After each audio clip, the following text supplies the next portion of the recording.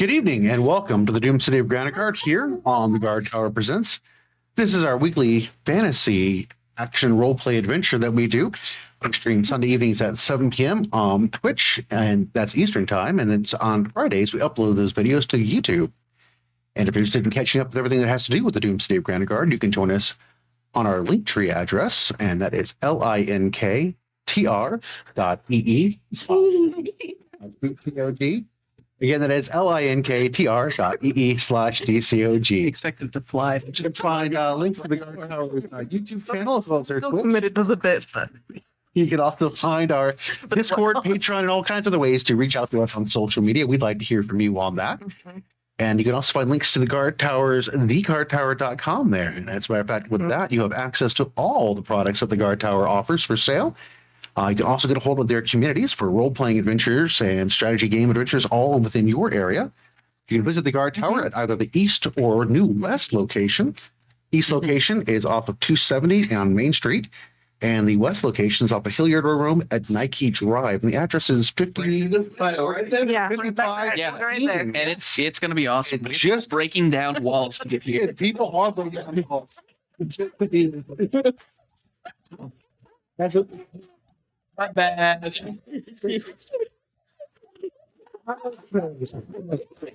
No, I think they're going to be just on the other side of this wall, as a matter of fact, is an amazing game floor where you can join your friends for all kinds of adventures. And if you're shopping for new games, card games, action games, strategy games, paints, minis, the whole 9 yards, that's right out there on their huge sales floor they have. So come on by and check it out. You might run into us. That would be fantastic. We would like to hear from you on that. And tonight, I don't believe that we're actually going to be having a battle map, but we'll have to see how things go with the party this evening because you never know how that goes. Yeah.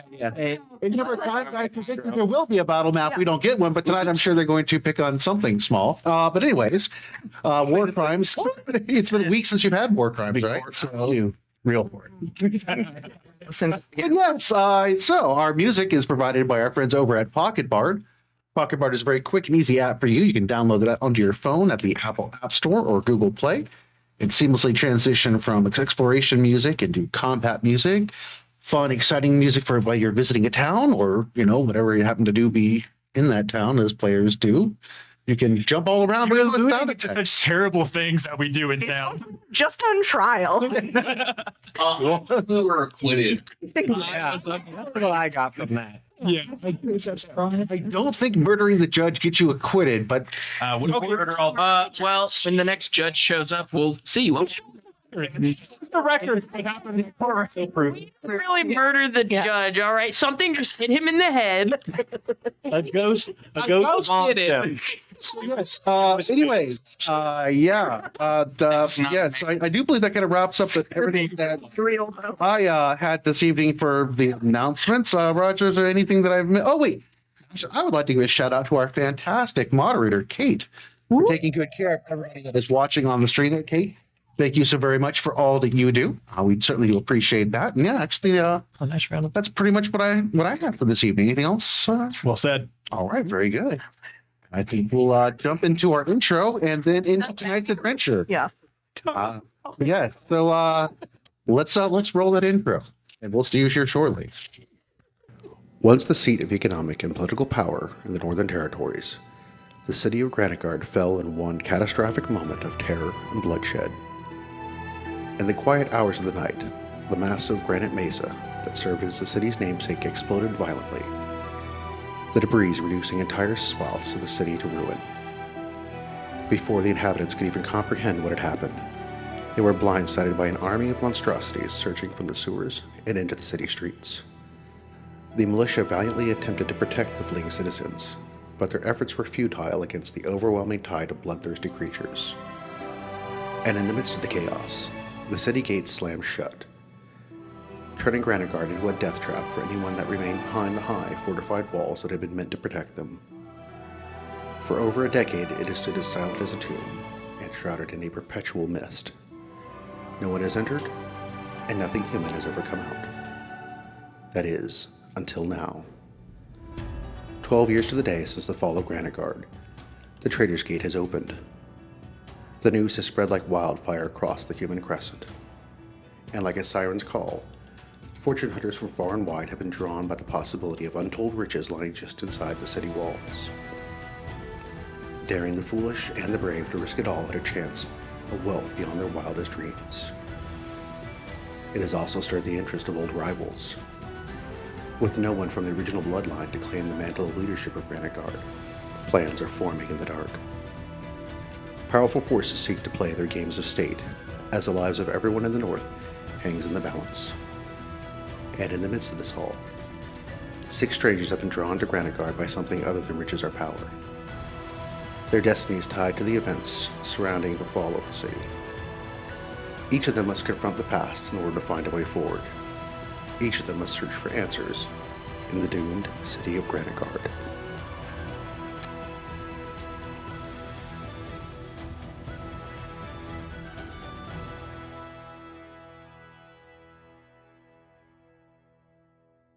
Welcome back. I didn't use the word "and." Still, I gotta get sneaking in there, producer. Yes, where we last left our party, they had found themselves before the Triumvirate, who was a merger of 3 corrupt judges into a singular monstrosity. The party was forced by the court to answer for their transgressions, compelled to reflect on the choices they've made and the consequences of their actions, and learn nothing. After a grueling battle of witnesses by the prosecution to testify against the heroes of Newtown, the party prepared to mount their defense by calling their own witnesses. However, before they could do so, the Triumvirate declared that Maery had been exempted from the proceedings by the rightful ruler of Granitegard, Malacyndus, and she was escorted out of the courtroom against her will. This seemed to be the same magical force that had paralyzed her on her first encounter with Malacyndus way back in the streets of Newtown several months ago.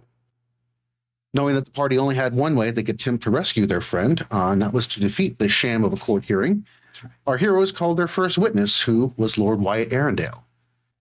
Wyatt defended the party's actions and their characters against the adversarial prosecutor, and he was able to give his friends the goodbye that he never could when he had succumbed to the poison that had been inflicted on him by Bashira.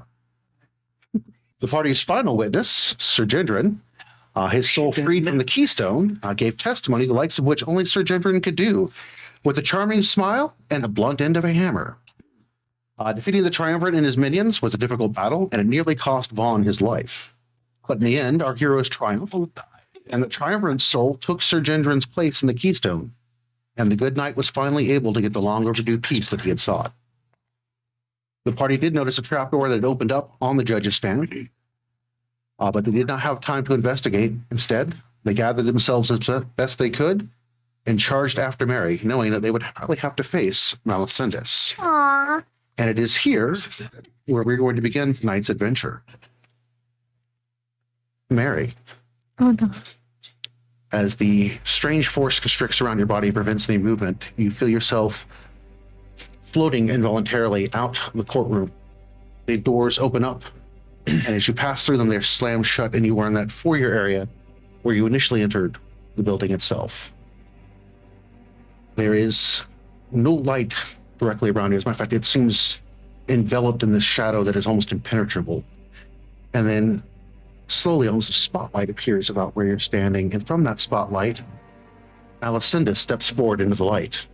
See her closer than you've ever been able to examine her before. See, the cloak that she wears is made of a very fine material. Her shoulders have these large crow-like feathers, that raven feathers that come off of them and rustle in their own wind about her. As her dress tapers down, it almost disappears as it hits the floor itself, almost fades into nothing, as if she's not even really standing there. And also, from the shadow, steps Bashira to her right, and the rider in black to her left. Uh-oh. Malacyndus takes a step forward towards you. Me too. Do I recognize the rider in black? Absolutely, you recognize the rider in black. She is the one from the court that seems to be advising King George. Oh. As Malacyndus is drawing close to you, you hear this whisper in the back of your mind, a voice you can almost recall almost out of half memory, and it's a very melodious voice, a woman's voice, soft and reassuring and telling you to stand strong. and strong, Mary. And then voice fades as Malacyndus is before you. She waves her hand and you are released from the paralysis, landing on your feet. Here to kill more of your bloodline, are you? I'm actually here to make you an offer. And yes, you are the last of my bloodline, hence why I'm here to speak with you. At first, when I saw you, I thought that you bore the corruption of your father's human blood, that it had stored any virtue that might have been running through your veins that was related to me. But as I've observed you through the eyes of your friend Skeech, he's been a wonderful informant, constantly keeping tabs on your party's development. I appreciate his contributions. But I've been able to observe you. You are stronger than I anticipated. You have a power that I just... And I wish to offer you a place by my side. What say you, Mary? Why would I do that? You murdered my mother. I did not relish having to kill your mother. She was my daughter, after all. But when she made the choices that she made... You had no choice. I didn't not have a choice, but she made the decisions she did and had to answer for those. Where's my father? Your father? Your father would be with the physician. He was a dogged pursuer, and hence he is now serving me as a loyal companion. You're not really giving yourself a good case here. I am the only family that you have, and I am offering you... mentioned my family? At this point, Bashira chuckles, and she's... I told you she would never accept your offer, Mother. She's a lapdog to my brother. And what are you? What am I? A lapdog. Oh, no. To my grandmother? Yeah. I serve the winning side. We'll see about that. She smirks. You can tell just by the light in her eyes at that point, but that mask still hides her face as she steps back a bit. Mary, do think very clearly about this chance that I'm giving you. Refusing it would be very detrimental to your future.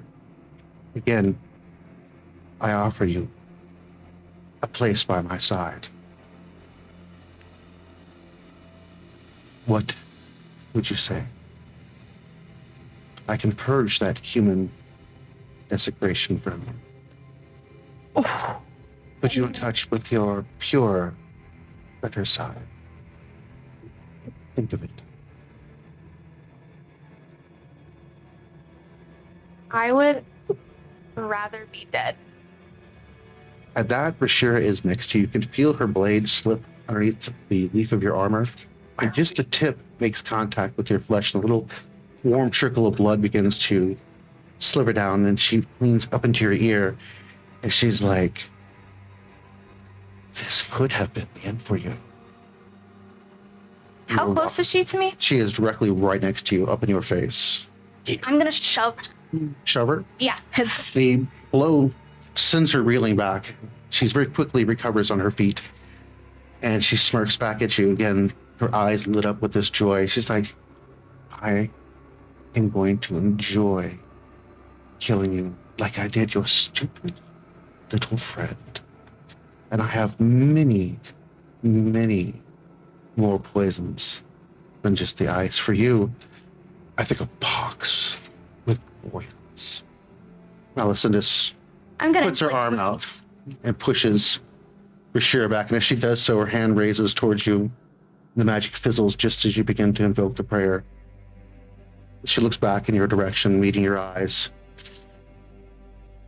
This meeting is now over. I offered you mercy, and you will have nothing from me now. Go and serve your master, The end for you will be the same as all your little companions. And with this, you are pushed back against the doors by this gust of wind. And as the doors open up, it fades to black into that room. Just as you all are charging up towards the doors, they push open and Maery kind of stumbles back into the room and the door slams shut. Oh, where is she? You throw open the doors out of the courtroom. Yeah. You see before you the empty room there, light pouring in from the cracks in the wall and the ceiling. The cold of the winter making its way in. Malacyndus! Come out, show yourself.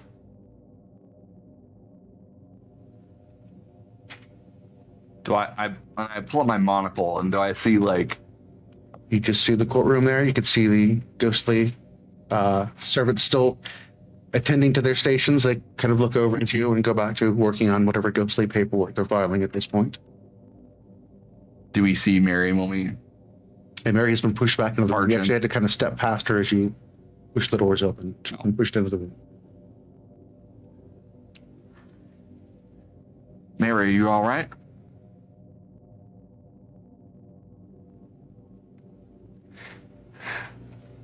Well, Malacyndus wanted to make me an offer, to which I clearly declined. And I think I heard my mother's voice. What? Is she alive? No. I don't think so. No. There's no way she's alive, but I don't know. I don't know. What do you mean when you say an offer? What did she want exactly? She wanted me to join her and your sister, who threatened my life, by the way. Sharon was here. Yes, she is Malacyndus's guard dog. Did she hurt you? Oh, she tried, but Malacyndus stopped her.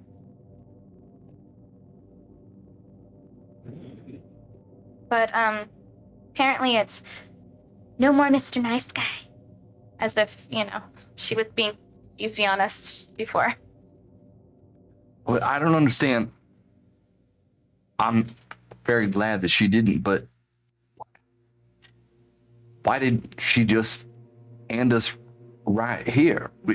Clearly we haven't completed the task she needs us to complete. Not time.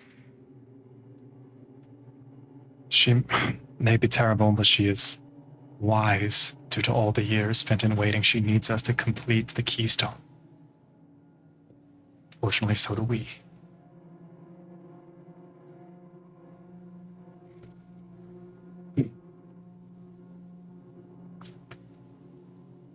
I feel as though we are stuck. I'm just glad you're safe. Maery, I thought she was going to take you for good this time. Well, I'm alive to see another day. We know more because of this, though. She tried to offer you a deal, bargain. She tried to sway you to her side. That means she fears us together. She fears what you're able to help us do, to provide us. She's attempting to break up this group that we have built together. And Von's gonna try to I don't know if look shaken or what exactly is going on exactly, but it's I'm pretty shaken. going to attempt to grab your hands. We're in the end game now. You've made a choice. We've all made choices here. But as long as we stand together, we can see the end of this. We can't let them try to break us up. Casting glances at everyone here. So we literally just finished this fight and didn't this just happen? And we're just war. As you look at Vaughn, you can see he is an absolute bloody wreck. bruises. You can see that there are massive scabs on him that have been closed up due to the magical Get a great influences. flying factor. Well, I would like to spend some time healing my party. Bring everybody up to speed on that. Yeah. Probably do quite a bit of your spells to Yeah. accomplish that. And how much did you all? I got a good bit after. Yeah. Not a scratch, baby.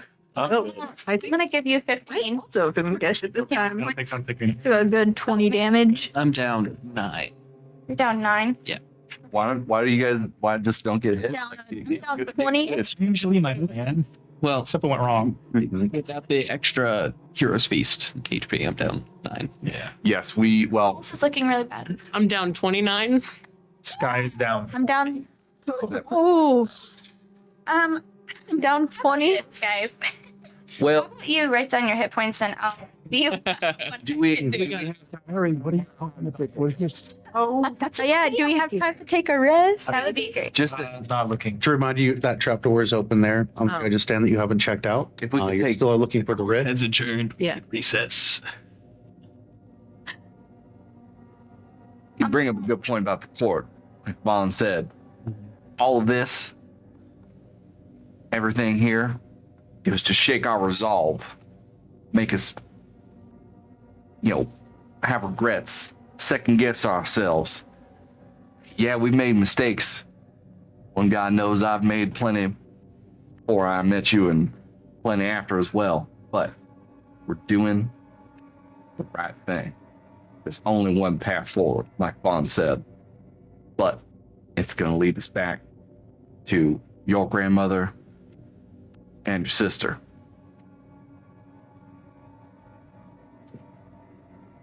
So we should probably patch ourselves up. Get what we need. Let's move on from this place. Quickly. Starts walking over towards the trapdoor.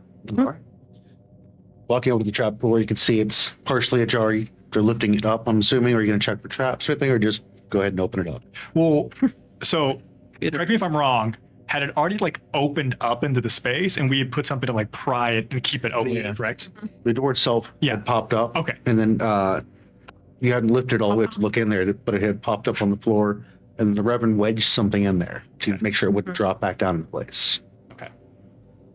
Yeah. Well, I mean, we haven't given it a good once over. I mean, a little bit of eyes to make sure it's not going to explode. It seems like a reasonable thing to do. There are no traps on it. Looks again to be very much a serviceable door to get down into an area beneath Judge's Stand, which seems kind of strange, but as you look at it, it is a circular stair that leads down, and there appears to be a light glowing at the bottom that seems to be spilling onto the piece that's just at the edge of what you can see from when the spiral comes down just out of view, a little bit of light spilling out. That couldn't possibly be a trap. You can send the eye down there. What? That, Oh, yeah. Yeah, the magic out. Oh, yeah, that little creepy eye. What you got? Yeah, I'll toss the eye down there. Rolls down the steps. As it finally hits the bottom, and it kind of spins around a little bit as it rolls into the room. You see a room that has a desk. There appears to be a elderly gentleman chained to this desk. Alive. He's moving. It's hard to tell from the angle where the eye is looking into the room at this point. There's a bunch of scrolls and paperwork and things like that. He has a quill and ink, and he is doing some manual labor. And he pivots around a little bit to kind of get a glance at the eye, but just can't move just enough. But he's, again, chained to where he is on the desk. Just not enough turned around for you to see his face. What does he look like? I can't exactly see his face. It seems to be an older gentleman just from the emotion that you're looking at. I'll go back to my regular vision. There's an old man down there. He saw the eye, so we better move quick. yeah, here you go, Echo. I'm gonna hand you a rock. I was just going to say, don't throw a rock at him. Okay. Well, maybe you might have to I'm just reserve the right to throw a rock. keep this here in case. Should we tell the old man? Yeah. He's okay. Hey? I mean, he's chained up, so I would assume he's not. We have an order to things. So, yeah, make sure the rock's ready. Yes. We see the elderly, just in case. Tarkin, we're Just gonna we're good people. I promise. down. You I'm really just gonna haven't seen a start lot of going it. down. Never trust you. The wise and foolish secret. Somebody who's chained up. Should one of us just go down to see? We should go. Together. We should go down and help him out. Go. He's probably a terrible monster. We'll solve that once we get down.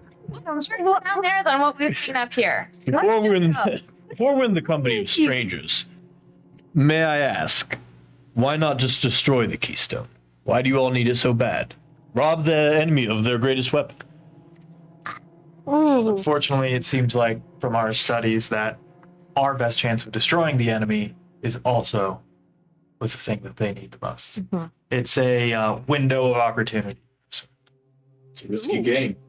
The riskiest, but it's only everything at stake. Yeah, the alternative is just Well put, Yeah. Ehko. It's much of a choice. It's your characteristic understatement. Far be it from me to tell you how to make your own decisions. Yeah, it's just saving the world. You know, nothing too big. I respect your judgment. Onward. Shall we free this old man? Fine, would you take the back with me? Gladly. Who's at the lead? If Oh. it's gonna try to like squeeze up from you. Damon and Yip. Down the two of you proceed. Rest of you following in tow behind. Yeah, I'm gonna be right next to Ehko just in case. You're the first ones that set foot down there. You can see the old man wearing robes that look just like the ones that the prosecutor wore and the clerk of courts wore and that sort of thing. His back is to you, and as he reaches over to dip the quill in the ink, you can see that his hands are gray and emaciated looking, look to be a little bit rotten. He goes back to filling out some paperwork. So I'm going to be honest. I don't know how to talk to people. Can someone else do this? Because if not, my first instinct is to just kill him. I'm just being honest here. It's been a long day. Okay. The old man stops at this. You can see this thing up. And as he starts to turn around, he takes one hand and pushes on his neck, and you hear the snapping crack sound. And the head pivots back around to a point where anybody that would be alive would not be able to do what. Oh, great. That the eyes have been removed from him. And he is looking in your general direction at this point and says, "Oh, well, I was definitely not expecting the living. I'm assuming that the Triumvirate is no longer holding court above." Court's adjourned. That's a very good joke, I do believe. And at this point, he starts to laugh. And as he does so, his jaw falls mostly off. And he kind of clicks it back up into place again. I apologize. Not quite made like I used to be. It's been a while since I've been here. And I'm Reginald Pennington. I am the official archivist and document keeper here of the courts. And I've been down here since the fall. They have enslaved a good number of the court, I understand, keeping us in basically living hell, I'm assuming, doing bureaucratic paperwork.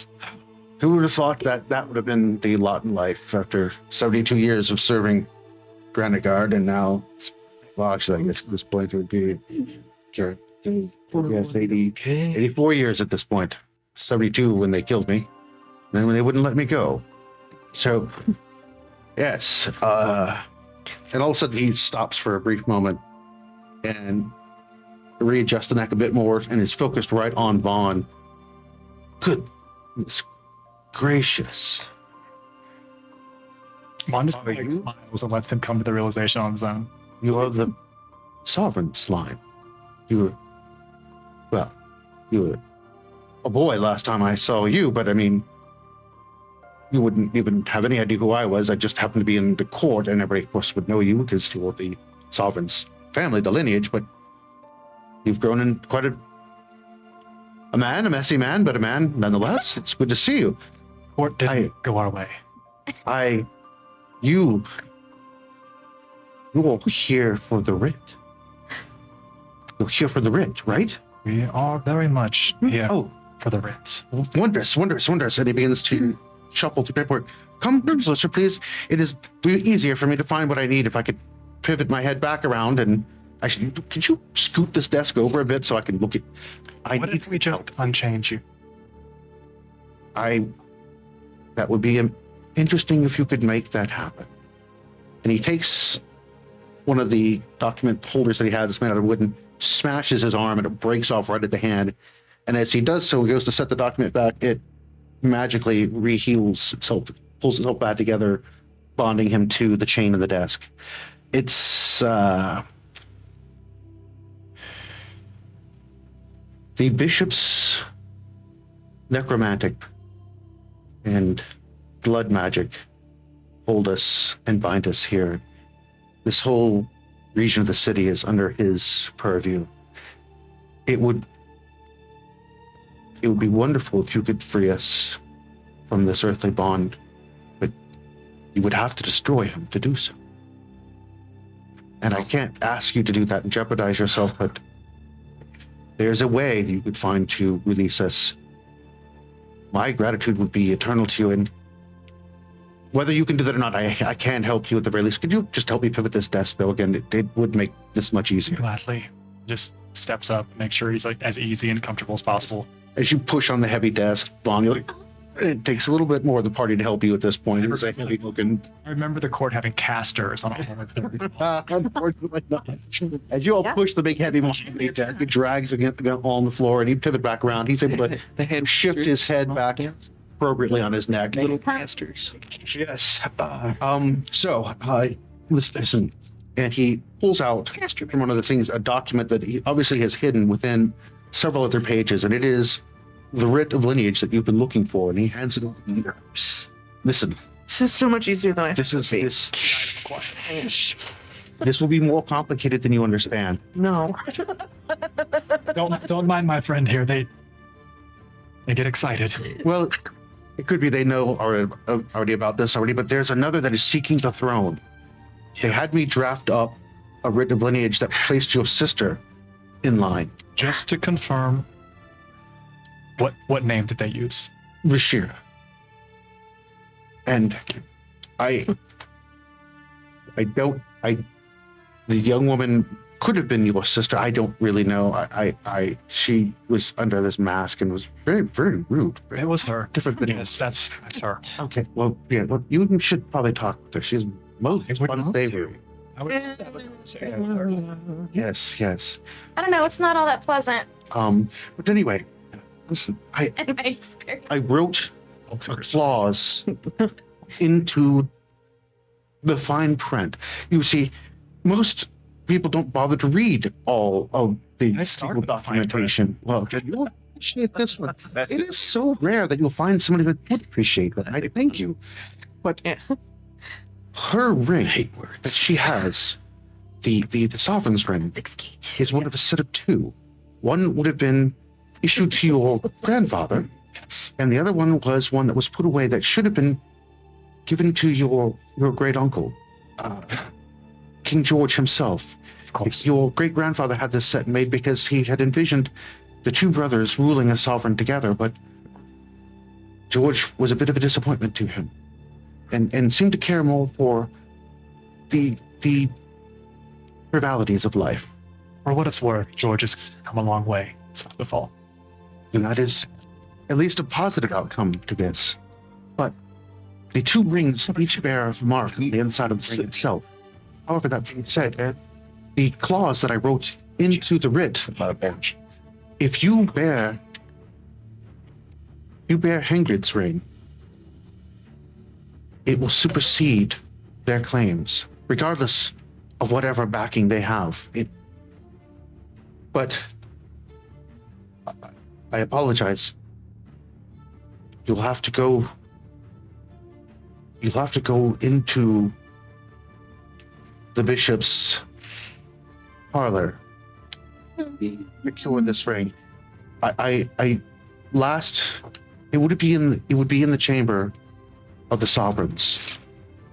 And as he says this, you remember where the chamber is. It is a place beneath the cathedral where sovereigns from the very beginning were entombed, as well as fallen heroes, people that had sacrificed for the city in many different ways. It was the highest honor people could have would be to be entombed within this area. It is a place of reverence. But again, it all started with Hingren's tomb at the very center. And Reginald looks at you and as best he can, again, the empty eye sockets. But even though there's nothing in them and it's devoid, you can see that he is looking directly at you. I don't wish to burden you any further, but if Bashira is seeking the throne and she's being backed by that Dark Queen, then you have no choice but to stop them. But it is a way, at least it's a path forward for you on that. The information may have changed, but that was the plan, regardless. Yeah. It was still sincere regardless, I guess. If you're going to, anyway, that guess it works out for both of us. But yes, that ring, you will definitely want that ring. And you should be able to find the proof of your birth there at the cathedral as well. Look for the archive. I'm sure you know of the archive, but yes, that's where all those records would have been stored, and that's what you wish. If you can get the writ, obviously you have the writ, the ring, and the records, your claim is airtight.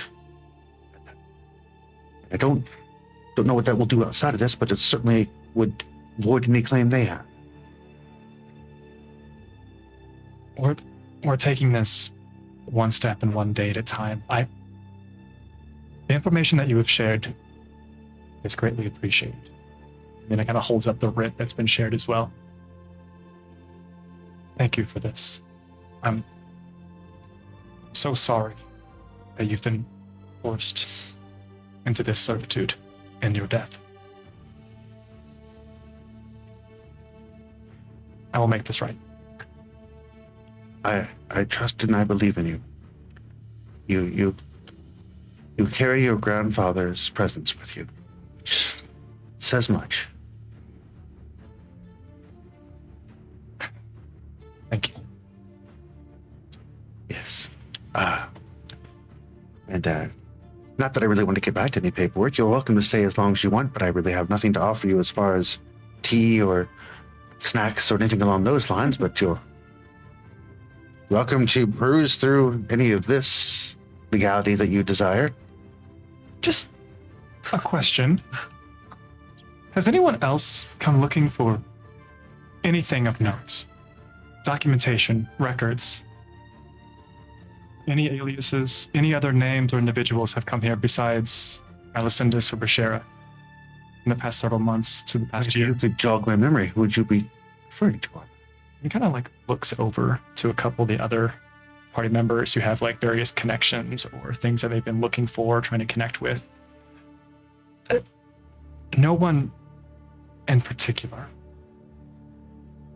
As we move forward, I'm curious if we're the only ones who are fighting this fight, or if there's others yet out there who are attempting to bring an end to Malacyndus.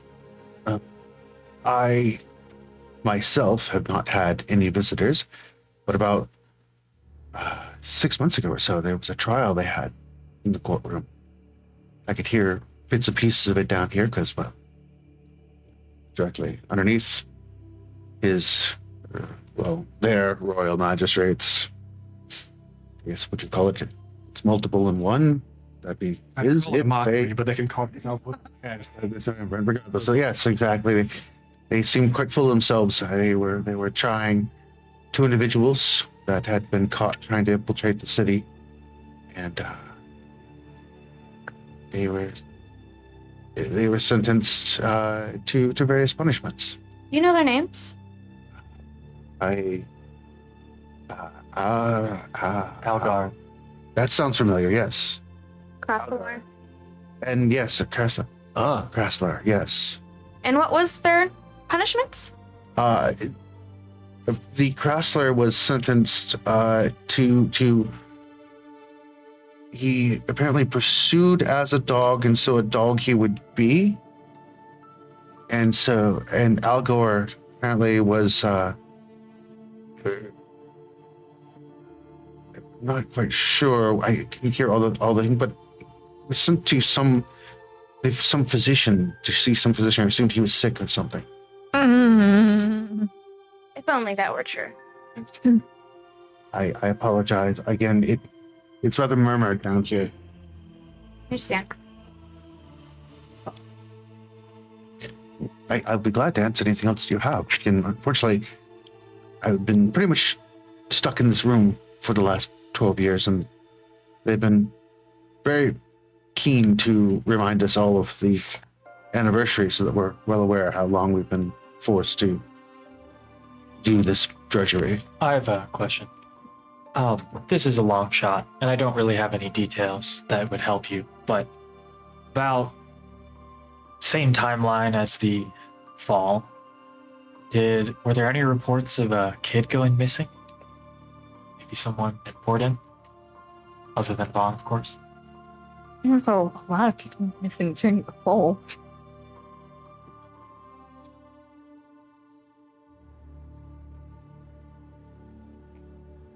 You could see as he shifted his face from Vaughn to Ehko that the eyebrows and the forehead just crease way up as in surprise as he stares at Ehko. Reginald, what is it? You're on a first name basis. Boy. Well, Come on, Reggie. I've never. Rock ready. Yeah. I'd rather not say. I will not tell your secret. And he sits back. He says, "You're safe with me." But what if you, whispered it to him just to confirm that it was really the same secret, you know? Yes. I grew up reading tales about this. I don't believe so. You won't catch me on this one, young sir. No, I'll count to 3, and then you'll both say it at the same time, and then you'll. We could evacuate the room, and you could tell me. I have forgotten. I don't do that joke. I don't believe it's for me to reveal that secret. Apparently, you're. Anyways, The only person who knows got to do a cat. Listen. You think if you're saying as bad as the bishop is and how dangerous, there's a chance that we may not come back. Doesn't he deserve to know? I don't care who you are. There is no more power in this city. Ehko deserves to know what you know. Yeah, exactly. If you know something, you are to tell us. He's been searching for answers for so long. You might be the only one who can tell him anything about him. Everyone else is dead, or worse. Dr. Penning. I Don't would. know what happened. Well, The third. Yeah, are you afraid you're gonna die? well, no. I think there are worse things than death, though. Yes, like paperwork. Yes, exactly. Furthermore, What's the word? if you serve Granitegard, would you take an order from its king? Well, it certainly would serve the sovereign. And I suppose if the sovereign ordered, then I would likely have to obey that order. Vaughn To Ehko. He looks like he's sweating bullets. It's like, could someone actually tell him? Is this actually going to happen? Do we actually have the power to do this? And he looks at you. Please. What reason do you have wanting to keep this Meko? I was a boy. There was a book of fairy tales that my brother and I used to enjoy tremendously. And one of my favorite stories was the story of a young knight who set about the land doing wondrous deeds. And all the while, he was something else beneath all that. And when his secret was exposed accidentally by a young maiden, it resulted in them both being destroyed. And it was a bit of a cautionary tale, yes. And it was, again, a children's fairy tale, but often there's a kernel of truth buried within those. And I've never seen it before myself, and I doubt my real eyes would have seen it. Everyone, let's get back out of the room. All right. Thank you, Paul. And like as everyone else hopefully like shuffles out, just like whatever necessary words of power need to be like ushered. Someone will have to push me. I'm gonna like stay at the door, like we're gonna help you to pull you. As we're walking, see, I can hold on to that if you want, just in case there are any more Maery mishaps. I think we're past that. Please. I would like you to answer any questions Ehko has. Please consider this a missive, a directive for myself, the line of Delanestra. Ehko can find us when you're done. How happy I am to hear a missive from that lineage again, sire. Please go with my best wishes and my prayers. He like shuts the door, so it's like just you and him in the room. Reginald, bring you up to speed. The man that was sentenced above, the elf, he was the only person I know alive other than beings much more powerful than us of who I really am. I woke up in a mountain with no memories as a child and just kept being told that I'd figure it out someday. Someday I'd be ready. Someday I'd be ready. But now he's gone. We're going to go take on the most evil creature that plagues this land. And I don't feel like I have what it takes if I don't know. But it seems like you're warning me. I'm, number one, very impressed that you were raised by an elf. There was an elf in the court above me, and I was right down here, and the whole time never got to know that. That's impressive. He did his best. But yes, again, you have to understand that the way I see you is not through mortal eyes. It is this cursed vestige that I have here. But what I see in you is an ancient bloodline, something more than just what you appear on the surface. But how would I not know that? How I felt as human as any of the rest of them all this time. Why would they not tell me if that could be used to stop her? Maybe it's a secret that is hidden for a reason. Maybe if you knew, they might find out in some way, and then it could be turned against. Young sir, I do apologize that believe me, I never even realized I could see what I could see until you came down here, and I have to say, I appreciate you rekindling a bit of the joy of my childhood with even just reminded me of that story. I dare say that I don't believe that is what you must be, because that would be far-fetched, but again, there's something burning inside of you that is something more powerful than I understand. I have an idea. Malacyndus can reach into our memories. You're right. If you told me now, he would know. But you can still tell me, and I don't need to know now. Write it down on a piece of paper.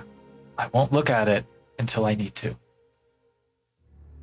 Until we're fighting her. Normally, I would not trust you. Hence, since we just first met. But given that you are traveling with the Sovereign,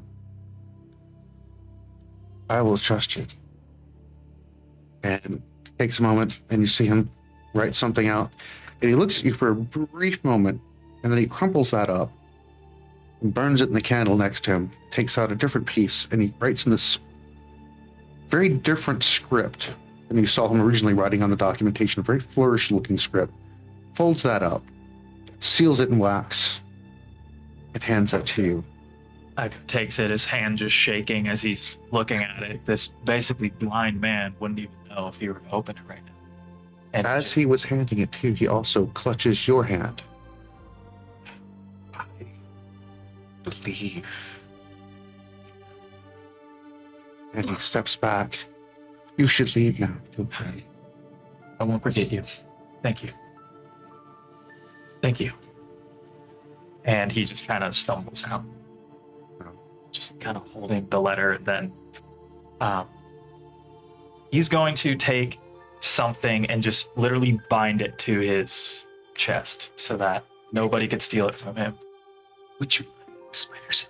Yes. All right. Sorry, Behind you, the trapdoor closing. So did he fess up, or do I can just go in there and charm him and make him tell you? I was told the reason I don't know is for our own protection. And I told him, he told me, I just don't know yet. So when the time's right, when we're facing down your grandmother, that's the moment, it doesn't matter. And that's when I'll open the letter. I mean, nothing. I don't have a letter. Yo, I often admire your nobility, but life is short, buddy. Read the letter. Reverend, my life is not short. I gathered anything from this. There's a reason for all these things, and I'm not going to endanger all of us. My own impatience and selfishness. Sometimes it's okay to be selfish. I do it all the time. We know. Yeah. Well, if you want to find out sooner, and I sure do, let's get to Malacyndus and destroy her. Listen, it's your choice, not mine. But if it was me, I would read it. Well, we definitely need to weaken her first because I tried to attack them and she just fizzled my spell like it was nothing. Well, like Vaughn said, maybe that's why she wants to separate us, because together we're more powerful than we are by ourselves. Greater than the sum of our parts. Mighty. Yeah. Morphin. Yeah. Great guardians. Exactly. Yeah. Love it. Too hard and time.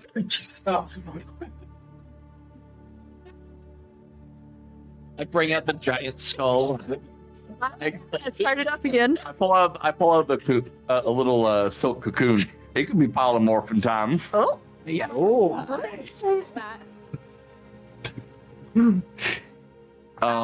Well, Take a rest. is it That would be what? Rest I mean, would be it's- very much appreciated. relatively? I mean, there's no evil monsters in the general vicinity, right? You guys are not far from Lopes, which in theory should still be under the jurisdiction of Anna's. Dongle. Oh, yeah. I was gonna say, yeah, we could just go back to my place, but it. Yeah. What? Better. There. It's kind of cool. Oh, Yeah. oh. And a frame rate. House party would crash and murdered it. Murder such a. He was basically trying to eat me too. So. Yeah, it was self-defense. All right, let's go. Let's go, everybody. Yeah, Sorry. we're loafing.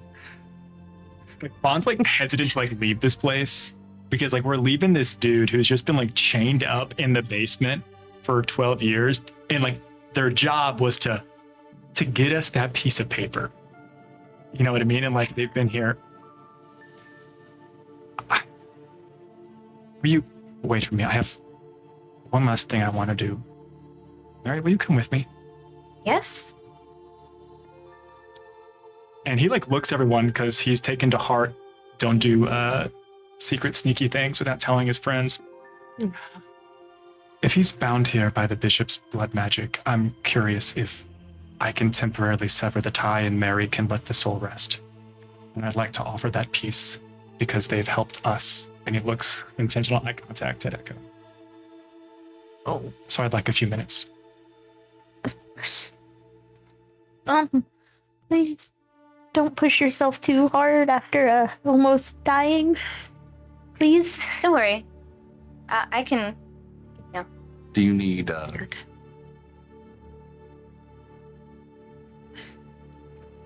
additional assistance from help sending him to meet the one god? Maery, do you feel like you have it in control? If you think that you'd be able to offer support, I'd welcome it. I'm not a one-man show. You can come along. Right. Hey, that writer guy upstairs, yeah, that captain. Maybe there's some more records of what happened with that last trial. Good idea. Yes, I could. Everything outside the cabinet got burnt. I will. Somehow, mysteriously. Following Skeech's advice, as they go downstairs, we'll go upstairs looking for stuff about the trial for Casagor, Cressalor, and So the rest of you head out to the courtroom, and the three of you are going to go back into Reginald. As the door opens up, Reginald kind of creases his neck around as best he can. We're coming to the front. We're coming to the front. I wasn't expecting you quite so You soon. should turn my face. I'm going to assume that things went well at the cathedral, I right? imagine your understanding of time has been warped in 12 years down here. It hasn't been that long. Oh, I was hoping we could offer you a service because you've done us a service.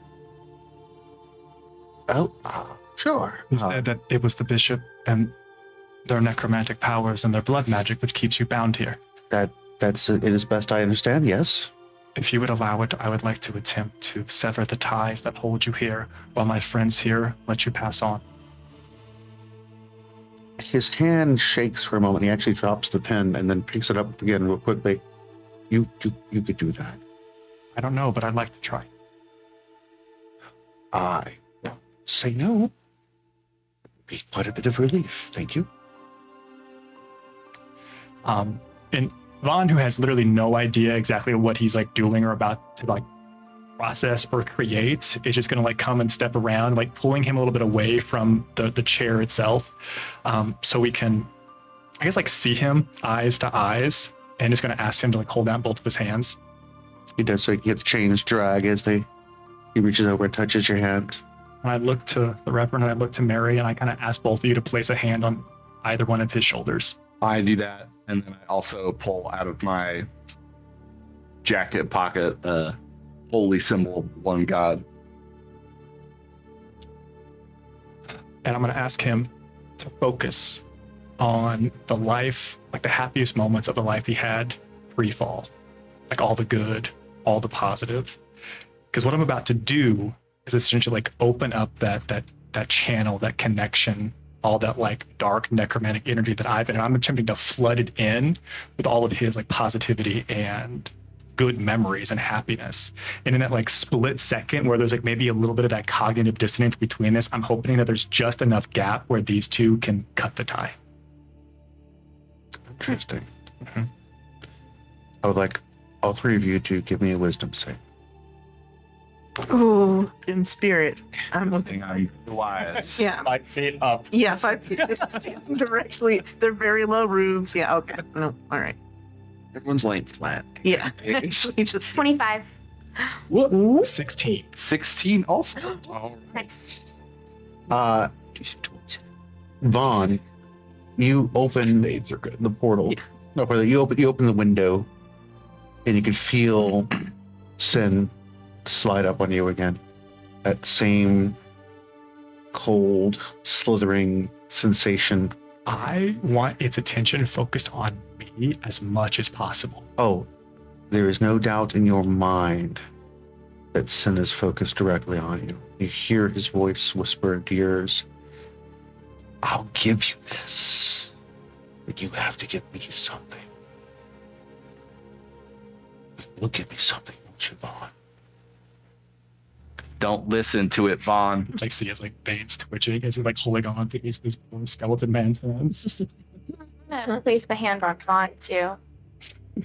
As you place your hand on it, it's very warm on that shoulder, and you touch it. as you feel her radiance.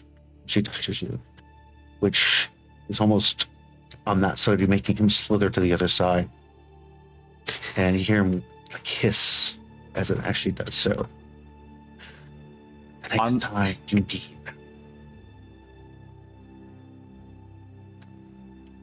Let this man rest. We have a deal. What is it telling you, Vaughn? What is it promising you? Do we have that deal? Say it. Swear it. We have that deal.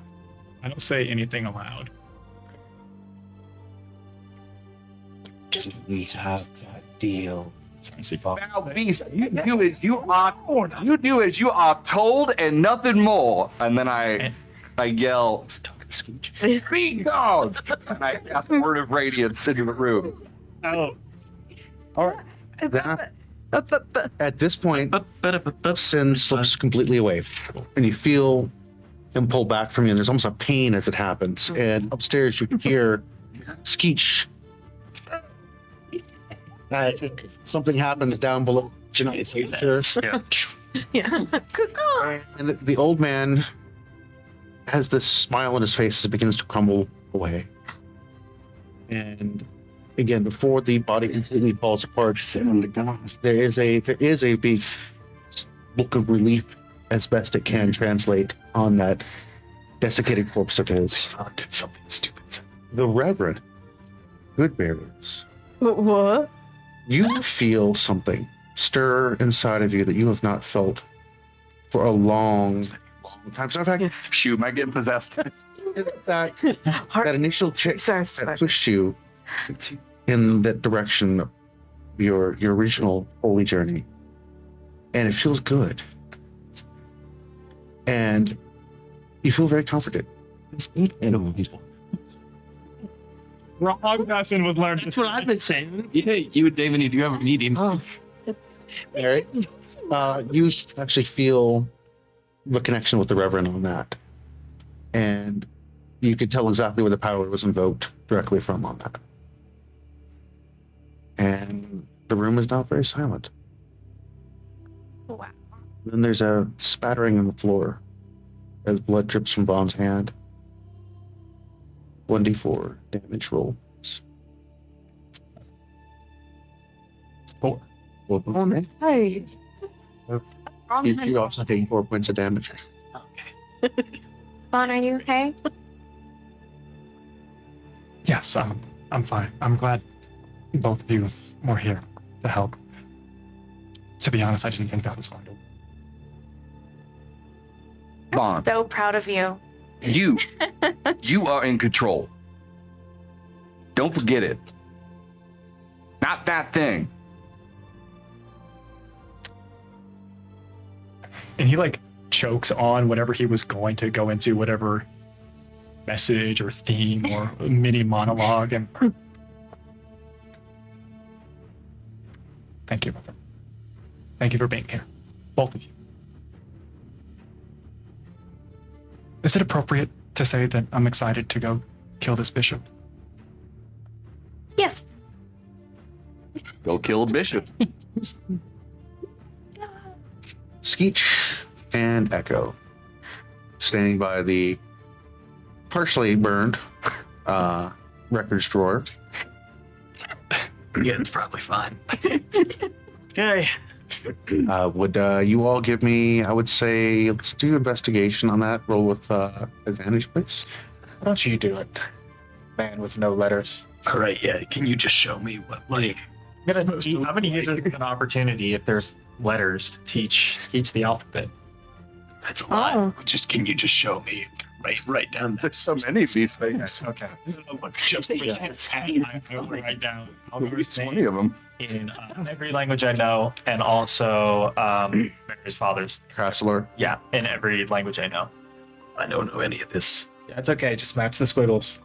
I'm gonna use the reference sheet, and I'm just gonna go You're through. going to play the matching game. Yeah. I got you. With a 23. Pattern recognition. Wait, they were shapes the whole time. You think kindergarten? No shapes. You think kindergarten when he reads to the third grade level? You should really have all the yeah. You just gotta maybe sit down for 12 hours and get this done. As you are digging through the various, you're like, nope, nope. And all of a sudden you're like, no. You grab one and it has both of those strange squiggly patterns on it. You. Sure enough, it is a court record of the two of them being brought on trial for insurrection. This is gonna fix your And they were basically found guilty, and they were sentenced to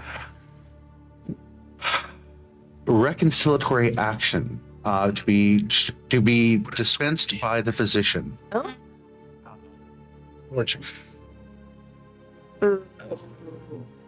Both by the physician, Mm-hmm.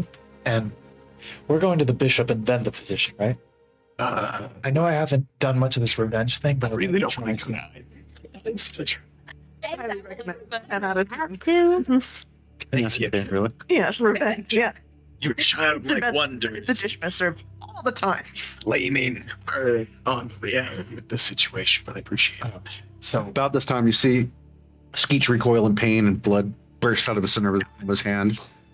I give him a good berry. Just trying to smash it. Just doing a good fairy. I bonded something stupid sense. I think our instincts to run down to see what's going on with Bond at this point. It's like a slow movement from Skid. I half expected this, honestly. About this point, you could hear the door close downstairs and footsteps of people coming up the stairs. Oh, I actually wanted to have a quick chat downstairs. All right. You. Well, look at the time. Do you come back up? I wanted to talk to. Danger mode still You're active. gonna kick. I kind of get the look, like I get the vibes, like I'm gonna go see what they're doing up there. Okay. Bye. Confused Looked on Bond from behind Maery, like, But then I come back What did I do? downstairs. But I come back there downstairs. Just remember, the good Lord above's always watching. Oh, And then I turn back around and I come back to go up the steps. What happened? Do something stupid. Yes. No. Works. He's okay. He's all right. Okay. They're having a conversation down there. All right. Okay. I missed the opportunity to do something very funny, and I'm very deeply disappointed in myself. We'll go back upstairs. You can try again. yeah. Take two. Yeah, and go. We got time. I think they need to have a talk, but we sent old Reginald to a better place. Rest in peace. Dr. Pennington, Esquire the Third.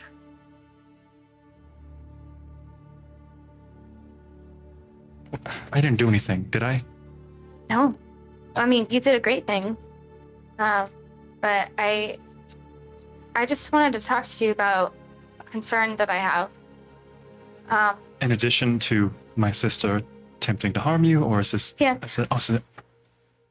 I knew he stifles going to his notebook to add it to his agenda of things to take care of, and realizes it's not the time. I agree.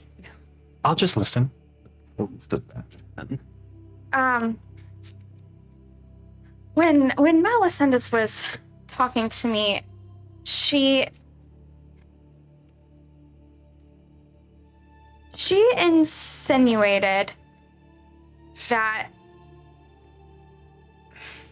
Skeech was helping her in some way, like providing information, and I don't know that it's intentional.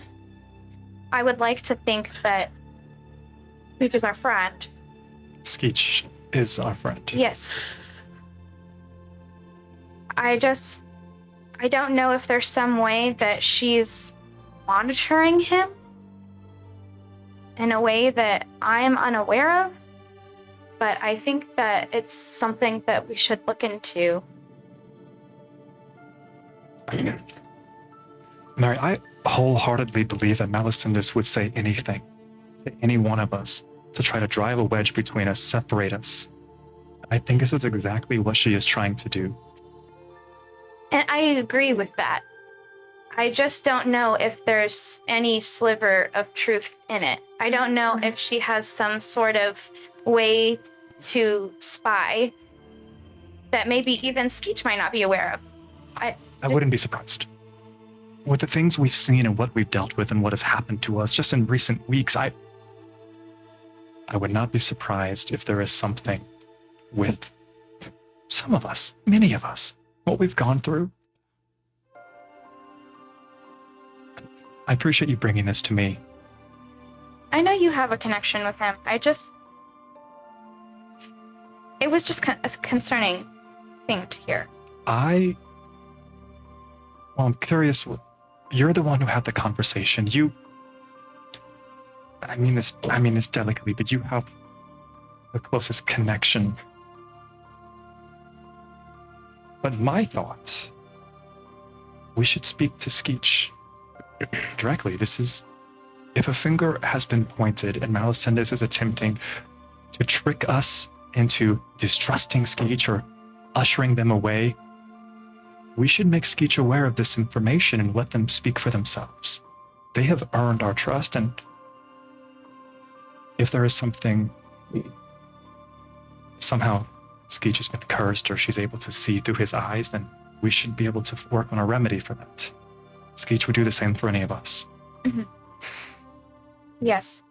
It just felt like a delicate thing, and I didn't know how to bring up.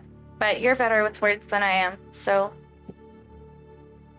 maybe you could help facilitate that conversation. Let's get out of this. Let's get out of this place. Let's go home and get a rest. Let's get out of this city where her powers are weaker. And let's have that conversation there. Good. As we go up, just play it off like you were chastising me for tapping into my powers. I think that'll make it believable. You know I trust you, right? No, I know. I've seen you struggle, internally with this, and I just want you to know that I'm really proud of you for sticking to who you are. It shows great strength. My father and my grandfather always explained to me that with the responsibility of the sovereign, I would have to make impossible decisions, and in my naivete as a child, I thought that I would be wiser, smarter than they. I knew that there are right decisions, there are wrong decisions, and since I have met all of you, I do not think I've made a single right decision. But I have made hard decisions. And I'm just glad that I've had friends with me to pick me up when I've stopped. You've made many right decisions. And I think that this right here that you just did is that. Thank you, Mary. Now, let's go before they start to think of anything. Above, Ehko saying to Tarquin, so Vaughn and Skeet are binded by blood together, and whenever he feels pain, it's because Vaughn uses powers, and usually when he uses his powers, Maery chastises Vaughn, so that's probably what's happening. Yeah. Don't say. Thing, and we're working on it. Regular magic blood curse. Yeah, why don't you explain it? Is that natural? Probably not. No, you twin. Not wrong. We're really just letting the whole I'm just letting them go, and I'm like, yeah, magic power secret whole thing. out the window. You know how it works. Yeah. I think we've observed enough of it at this point. I think we get it. It's a lot of blood. And this puts Juan's life in danger. Unclear. Often. No. But also he tends to put himself in danger as well. Suddenly, Tarquin remembers a moment of time about half an hour, 45 minutes ago, where Vaughn was laying on the floor bleeding out. Wait, no, he was in the jail cell. Quinn will never know what happened. So about half an hour ago. There was a lot of blood. Which you're actually in the courtroom and you look over and you can point right to the spot where it's It's kind of, about this shape. Probably Vaughn shaped. It's like there, you can see his lanky arms. Yeah. Long arms. Very long arms. about this time Vaughn and Mary arrive down below. I need you at your peak. Vaughn's rubbing his cheek. Vaughn, I'm sorry, Mary. I won't do it again. I've been hearing all sorts of interesting things about you. She only had to tell. Yeah, What do you mean? Explaining how being a martyr does not fit a monarch.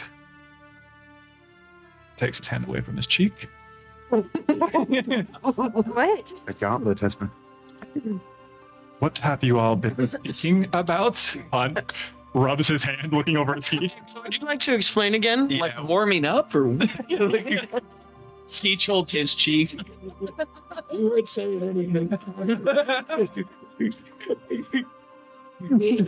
We brought up the cycle so that, Tark went up to speed on kind of the goings on. You do something, Skeech gets hurt, Maery gets mad at you, and now we're here. They were explaining how the blood bond worked, and they figured it all out. Yes, I keep telling him I need him at his peak strength, but he just keeps. Don't get me wrong. Tark also pointed out your long arms. No, it was in a non-creepy way. I've been watching this. It's part of my normal observation. You just gotta know how big people's arms are. It's very important strategic, tactical information. In case you need to steal their shirts. So. Yeah. No, Or because that'd be reach. creepy. Reach property. Skills, Mary. Good observational skills. Anyway, you are still a better option than your assassin of a sister who slips into the shadows and makes deals with evil entities. But Yeah, what a weird thing to do. Do you know what sicko is? sorry, what's that? Yeah, I thought so. Just, a great segue. It seems like all your shirts would fit somebody my size a lot better. Yeah, I don't get what you're saying. Regardless, They're really tight. it's for combat. The extra fabric slows me down. It's all about aerodynamics, That's right? right. Yeah. You're exactly right. Why are there so many Henleys in your package? It wicks the sweat away. The tight clothes. Yeah. Anyway, That's why I wear my armor sewn into my suit, and then my suit bulky is, armor is not very quiet from my, observation. and my suit it dazzles my adversaries, which is very tactful and smart. Whoever gets it. Now, you guys don't have anything else to scream about out in the street. Yeah, we probably. Regardless, a monarch needs to be alive to rule and help their people. We have this conversation like twice a week. To the voices of dissent. Or technically, you would be. We're all saying so. It would be a voice of us assent. Dissent for your actions, assent for you as a person and your personal growth. And Understand? What I'm hearing you say More or less is yeah. you like care, like and that's why you say such hard and hurtful things. In a So you just- very simplistic way, yes. And you've got to make changes. Listen to Mary. She seems wise beyond her years. X you up in a fight. Yeah. Wait, Mary, how old are you? hang on, he's allowed to ask, but when I asked, everybody said that was inappropriate. We're walking. Time, Damon. Different time. I start passing like a spider silk rope right through your belt loops, everybody. Might be very old, so I'm just wondering. What does that mean? Well, Mary might be like, whatever ancient is, and then old. Old. Then the rest of you, Broad. and then Skeech. Yeah. I mean, you seem to age faster than everybody else. Yeah, that's kind of how that works. That's like I dog. think you've gone great since I've known you. What? What? Oh no, it's the hearing. You're so far away on the other side of this courtroom. It's very echoey. Where are You're just so dang tall. Hey, Vaughn is bringing his arms up and down at his side as we're walking out of here. No, you wanna retract. It's the upper traps that you want. Where are we? Mid trap. I'm going to, as we're leaving, let's put the stance back on that person's desk. You return the stamp. Yeah, this didn't. All right. Enough picking on Vaughn. Let's move along. where are we going? I guess. To Love's house. Oh, that's right. Yeah, to get some rest because I think a lot of us are really beat up. Back for the people. Oh, Yes, obviously. Yeah, but we kind of need to get him some rest after he's Wait. very beat up. Is your lady over there? yeah. Oh, that's why you want to go. Yep. Yeah, I personally What? want to tell you that I also contacted the Way while we were back at the tower. So Thank you, Chicken. you're welcome. Wait, what? Discuss it on the way. Let's just. Are there any more secrets anybody would like to get off their chest? What's happening?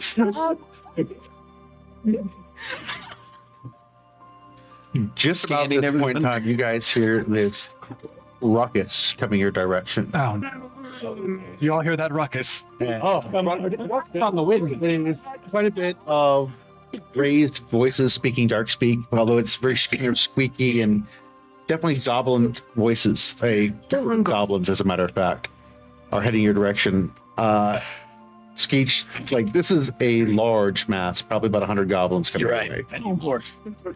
And are you all going to seek cover, or are you going to be just out here in the street? What are you looking to do? That's like some really good numbers. We should probably hide, right? I will put up the Grab. pass without trace. I'll And I would extinguish my spirit. Okay. We're up in the. And I'll bring us into a more hidden spot since I know the city pretty well. I closed the book that I was reading to Tarquin from, called The Theory of the Trans-Theoretical Model, otherwise known as the Stages of Change. You can't make someone change if they're still in the pre-contemplation stage, Tarquin. Oh, I'm so sorry. The goblin horde passes you by, and at first it looks like it's like a warband of some nature, but then you notice that they're carrying some kegs of alcohol, large casks, barrels and such, and they're heading down the direction of the street that you all are heading. I would like to take a look over at Ehko and say, All right, I have a really bad plan. Just go with me. "So I'm ready." And I'm gonna untie the spider silk rope from my belt. I grip the rock and pull it off just in case. I'm just gonna see where they're going. Mess up my hair and I'd like to have another opportunity at the whole goblin party thing. Yeah, I think we should go for it. Okay, but like follow my lead, and when I say that, I can shut up. Yes! We're not supposed to unhook. I will do my very best. Are you going to do that disguise thing again, Reverend? Well, what I If I have to make an example of you to fit in, I will. fair enough. Fair enough. I'm going to cast actually silent image around myself, so I have a much more visually appealing goblin illusion 5 feet around my. Oh wait, no, can it move? and then you walk away from Yes, Wow, what a yes, I can make it move. his arm. I can make it move. Yeah. So I'm like in a goblin illusion. So basically, the illusion itself is actually much larger than the goblin itself. It just disguises you, and what they see is the goblin image, correct? Yeah, Wow. so like I just need to not like touch them because then that would be bad for me. while he's doing this, I want to untie him from the rope as well. All right. Yep. All right. So the two of you are approaching the goblin horde. Towards the tail end, just trying to join into it. What do you think? Yeah. If I was like a tall goblin, would that raise suspicion? What was rule number 1? I'm just, okay, yeah, no talking. All right, so what's my goblin name? Quiet. They call you tongueless Timmy.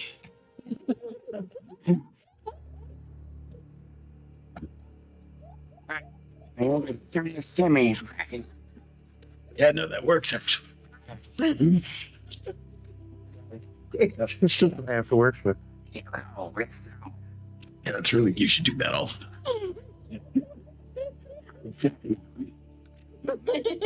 What? So the two of you approach the goblin horde, and they seem to be rather excited, and they don't seem to notice either one of you, blending in with the group as they're proceeding in the direction the horde is heading. Point of fact, though, I am going down the street with Skeech, like. It's my son.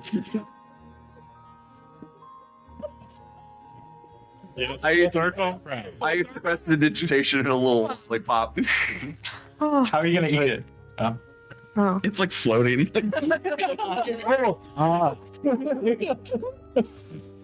There's so many layers. Like an onion, baby. So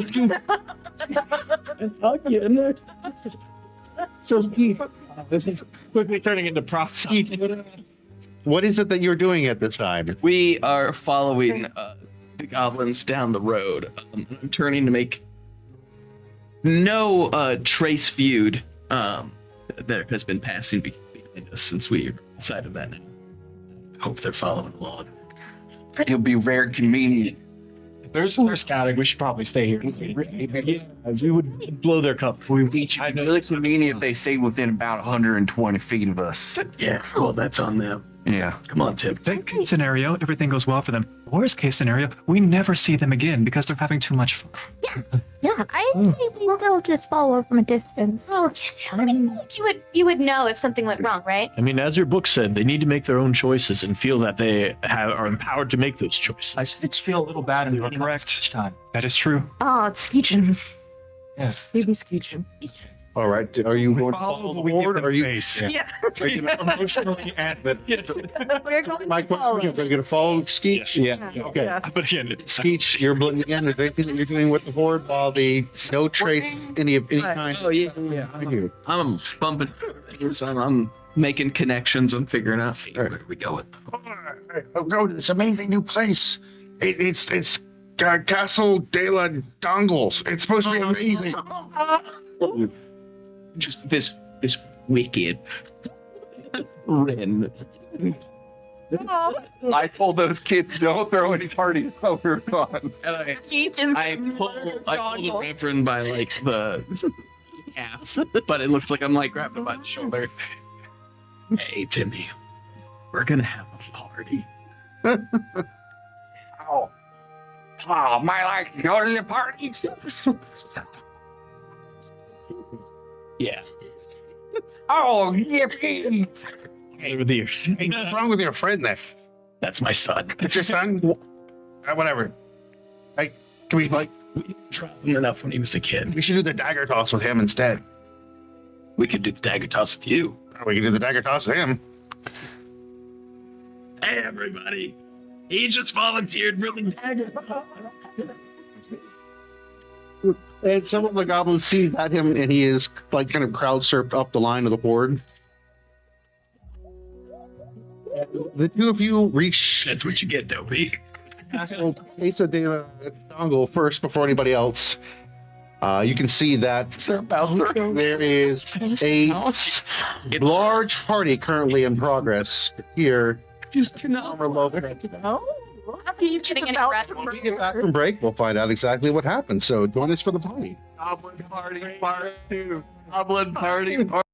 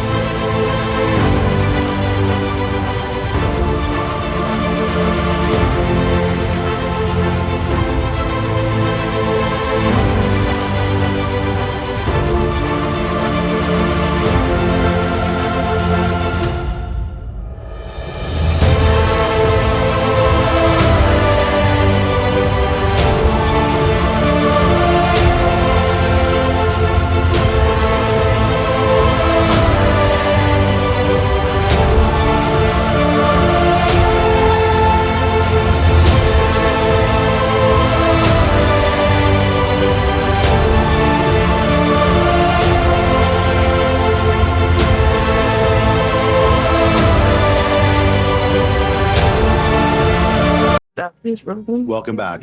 So, the Goblin Horde is just pulled up in front of the new Casa de La'Dongel. And we pull up. And as you all see, the front doors are thrown open, and several goblins come stumbling out. One of them kind of leans against the balcony on the edge there on the landing and throws up over the side. I feel like he's been here before. At this point, there is a couch that comes sailing up through. Two goblins riding it. How many does it land on? It lands on several on the bottom, and unfortunately, nobody seems to have a good day with that couch coming down. And Dongle is dressed in a toga and screams "Welcome" in Goblinese to all the new arrivals that are bringing dark speak, basically the Goblin twist on that. Yes. Yeah, take that, orcs. And to which the goblins all cheer and begin flooding into the manor there. The rest of you all have been following behind the horde, and as you all are moving through the city, it's getting towards more and more familiar area. You pass by the zoo, you come around to where what's left of the library is a pile of rubble, and approach the manor house, which was once Loaf's, and you hear a whole bunch of dark speak and cheering from the goblin horde. Again, you see the couch coming off the roof with the goblins riding it down, and Dongle's up on the top of the stairs there, wearing a toga, and seems to be quite wasted right now. Do we need to assassinate him? Why are you looking at me? You're the assassin. I think Skeech isn't gonna be happy. Where did they get the toga from? I mean, Loaf had a lot of clothes, didn't he? That's true. It's true. Could probably make it out of like a sock. Yeah, but just That's a different. it looks too accurate. You've just found something out of the sock or other sheet. What happens in the Mojo Dojo Casa house stays in the Mojo Dojo Casa house. That. Oh, sorry. I'm gonna teach these people what skeechiarchy means. Well, just because you have to teach them a lesson doesn't mean we can't. You know, when in Rome. Cheers. Does that like go up? I'm just pouring it. It's definitely floating. It's way inside the above his illusion. head. It's inside the illusion. Oh, it is? It's a bubble of illusion. It's a blue. That's a great point, Timmy. And what are you two doing? Most of the horde has already moved inside, following the kegs and the alcohol. There's smoke kind of rolling out from the inside. We're just gonna blend in. All right. Where are you taking? I would need a performance from you, please. I would like to assist. Are you saying me? Yes. Performance. Okay. Yeah, you got this. Yeah. I know that Yeah. you're lower. I am assisting. He is assisting. Come on. It's better. 17. 17. All right. You manage to sidestep any possible goblins that are running about and almost crashing into you. Items being tossed about. Don't slip on any of the various fluids that are on the floor. The inside of the place has basically been turned into for all intents and purposes, a college frat party. There are goblins swinging off furniture in the ceilings. They have built little idols, so to speak, and have attached other goblins to it, throwing knives at them, sort of like the pinwheels you saw before. There are little devices where they're launching one goblin towards another goblin and have them smack each other in midair. It's the second game. Things along those lines. Basically, a bunch of goblin games that look painful, brutal, and most unenjoyable. And nowhere can you see Argyle nor Darlin anywhere. Just goblins, goblins, goblins. Oh no. I'm going to look for Billy, Crimble, Jean, Crunch, Leather, Beans, or Orc. All right, you find Beans. Who's Beans? And Beans is currently in the midst of beating somebody over the head with a can of beans. Oh, wait. Get him again. So what's up? Here. And I will take the drink away from Timmy and hand it to Beans. Both hands just party. I don't know. Where's Darlene? Who? The big lady. Do I understand what he's saying? You're speaking dark speak. I have, from like when we met Speech, I learned a rudimentary dark speak. So it's probably like, big lady. It's rudimentary, but it communicates big green lady. ¿Dónde está la biblioteca? Timmy, we burnt that to the ground. I just gotta like somewhere. the illusion just kind of like gets real quiet. I pick up another like drink. Beans looks very confused at the question. All right.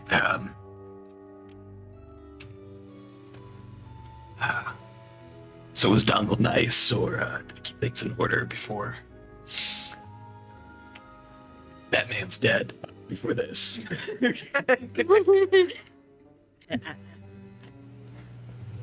He let me have more cans of beans. Yeah. Okay.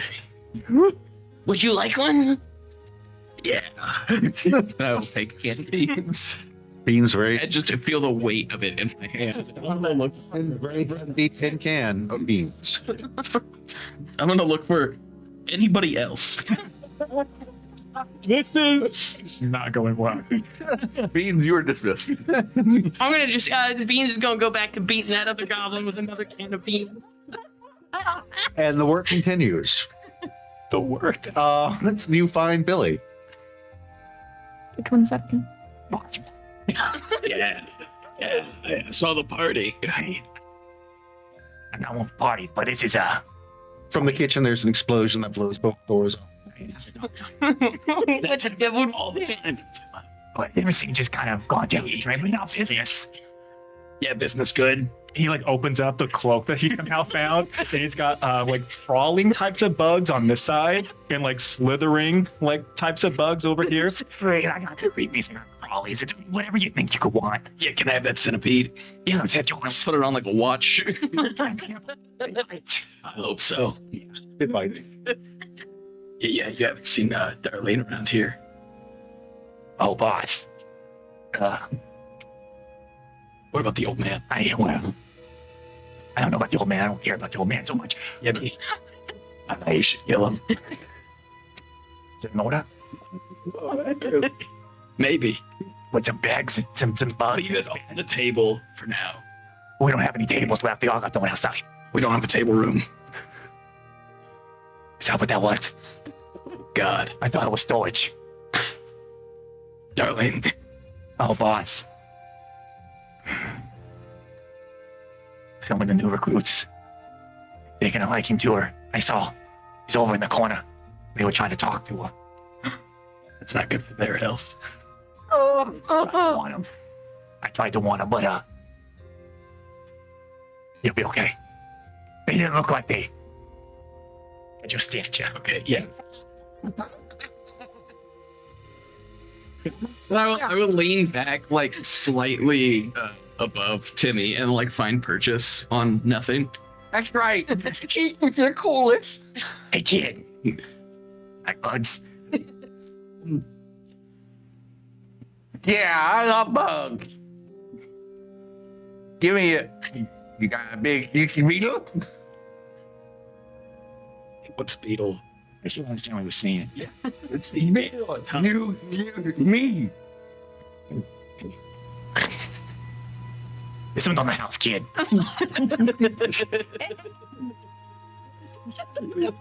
Wheeling and dealing. Real But like inside the illusion, I have a beetle that I don't know what to do with now. What do I do with my hands?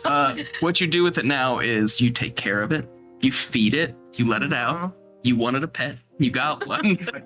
I put it in one of my larger bottles, and I like poke a few holes in the top. And I think I'm gonna give this to Ehko later. Aw. For the terrarium. I put it in my pocket. All right, well, I can't be seen with the boss. I gotta go. Yeah, you back for business. I hope you understand. Done. Oh, go. You need your profits. The rest of you are currently outside, looking in at the chaos that is going about. And again, it's goblins every which way but loose.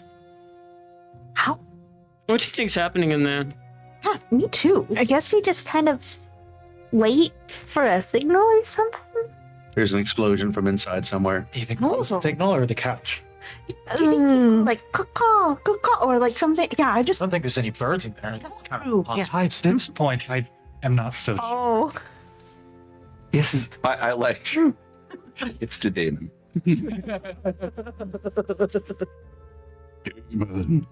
Oh boy. It is I, the one god. You've been a very naughty boy. Hi.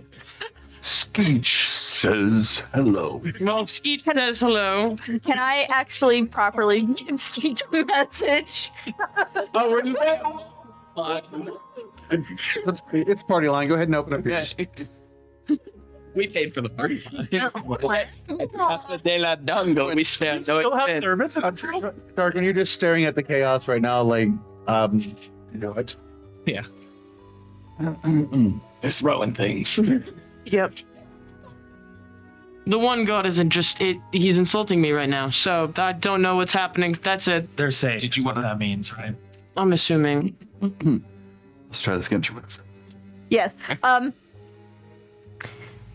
Let us know if you need us to come in there. It's your gift, by the way. Can you hear me? Can I? I don't know. Yes, you can reply back in a whisper, so yes. Okay. I'm just gonna go have a conversation down the stairs. There'll be a signal. Yip, just yours. I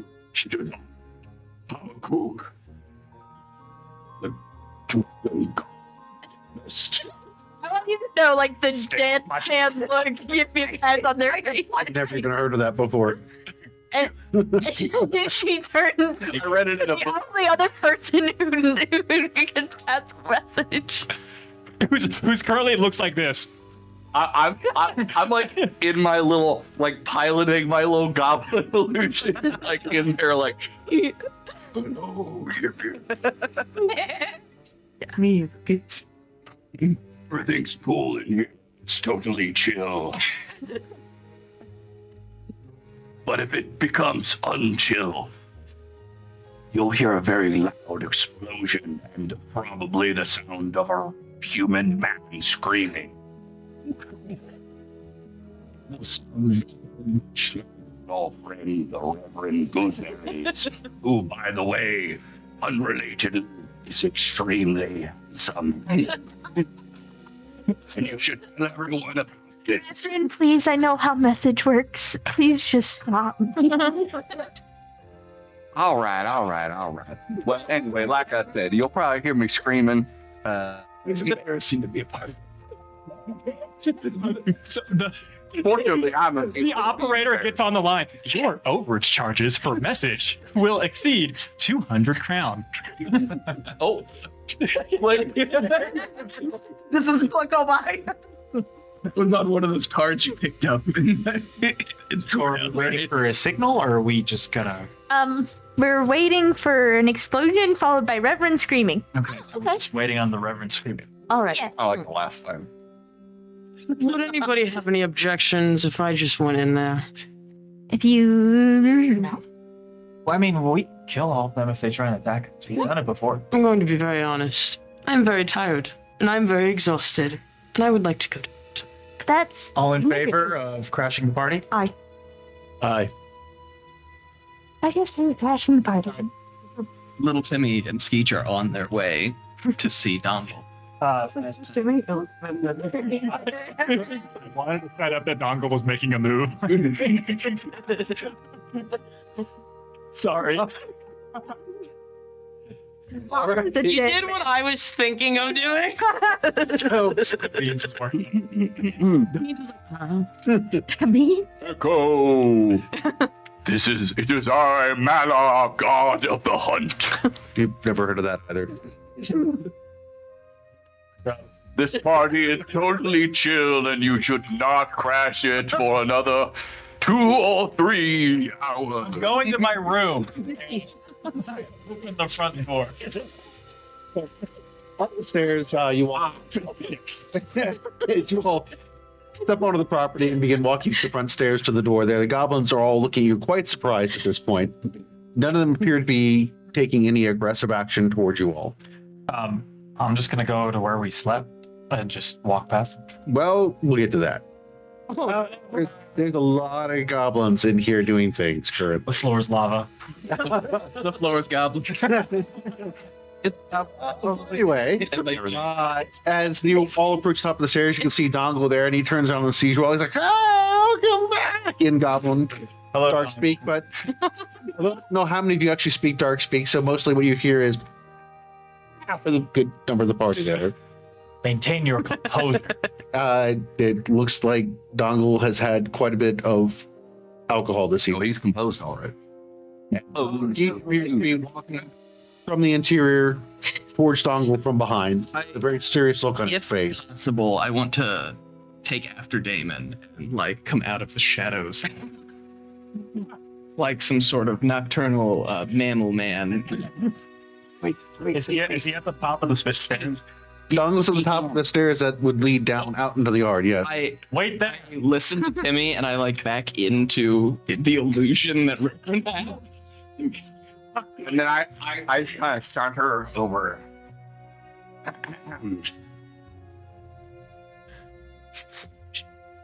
And then I want to walk out of the illusion, like face to face with Dongle.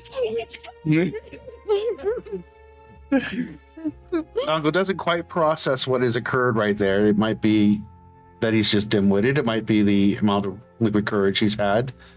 But he does recognize you and gives you a big hug and says, "Welcome back." As he steps up, I want to say, "What time is it?" And I want to hold out the centipede to his face. What? I don't understand what that means. Go bead. Can I see what he's doing?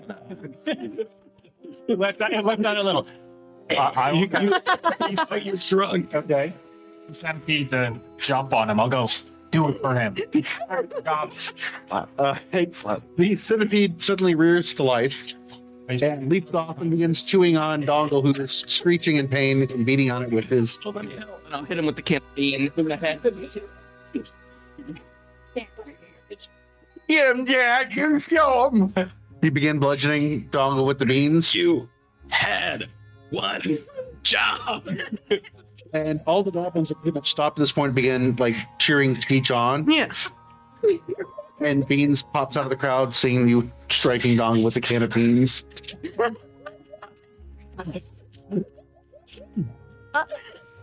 I am so sorry. And then I want to throw one of my bombs into the air. So it is audible out to a mile. They always were, to be clear. It echoes across the city. Power move. It's over. But you do have to still pay the bouncer on your way out. There seems to be quite a bit of confusion across the crowd of goblins without even Unless you leave really fast.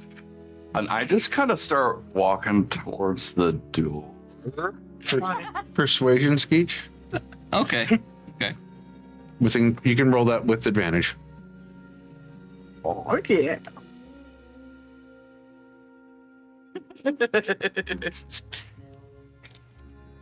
Thanks. Feel advantaged. Wow. Ooh. That was a lot. So that is going to be a 22. 22. Can't cash that in. A horde of goblins begins racing out of the building. A little on the goblin street. walks up behind.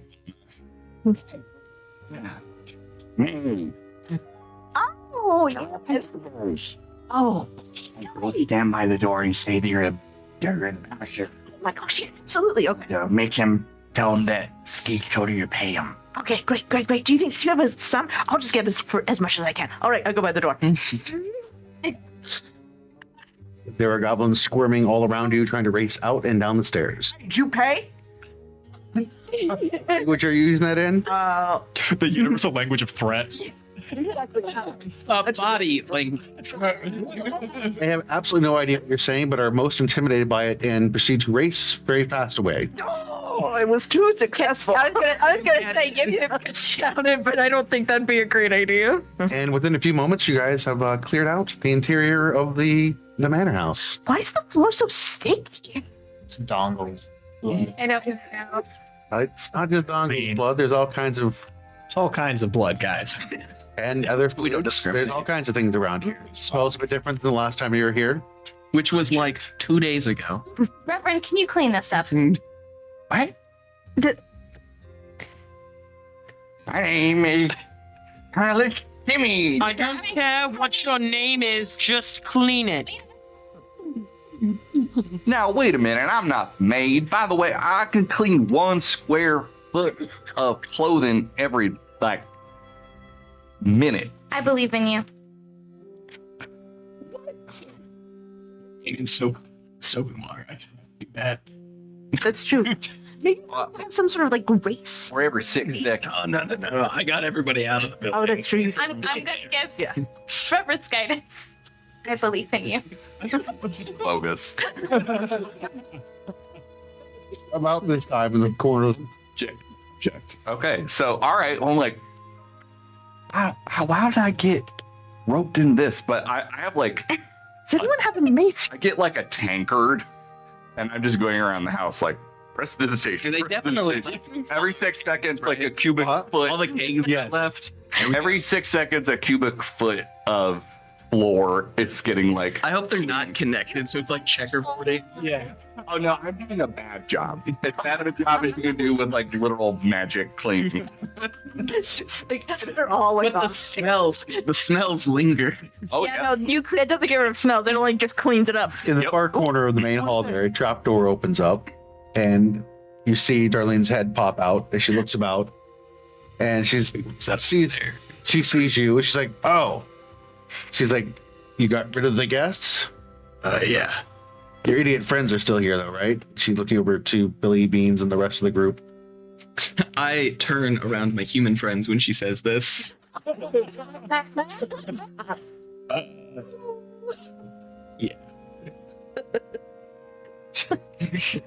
Yeah.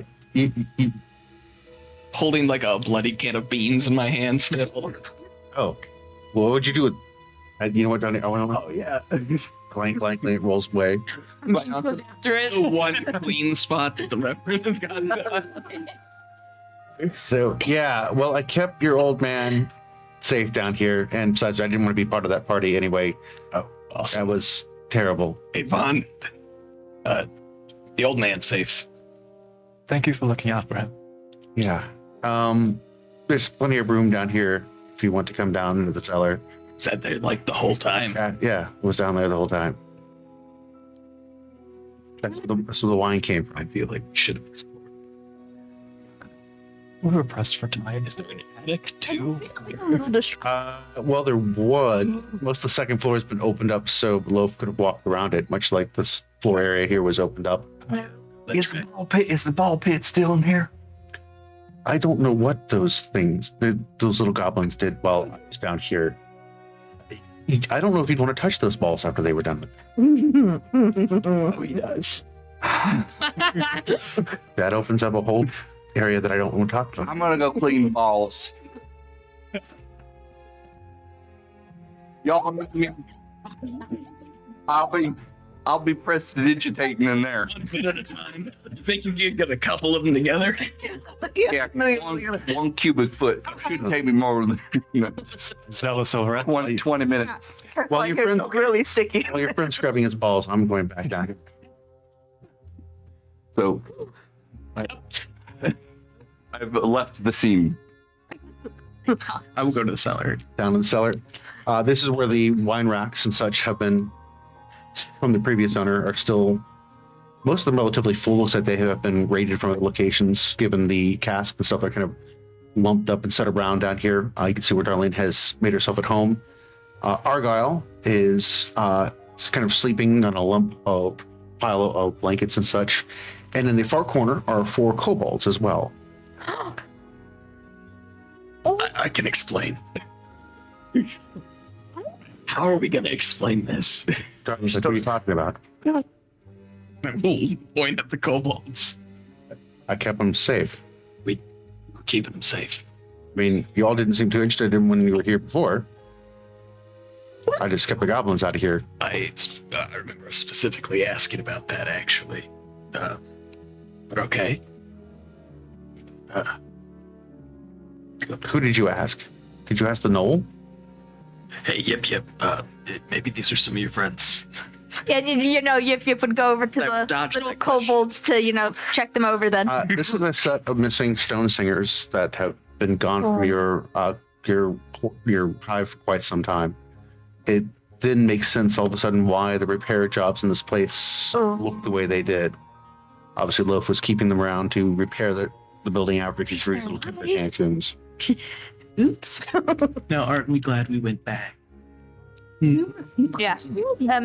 Well, Yip Yip would very quickly, start talking in kobold, the really weird little language again, just like looking them over and checking them over, making sure they're all right. There is a flurry of chatter once to Yip Yip and the kobolds. Yep, you should ask them if they've seen. And they are most interested to find out how things have been going with the hive. And the news is devastating to them, but at the same time, a relief knowing that the Alpha Mother is safe. I'm going to ask them a question, though. What's that?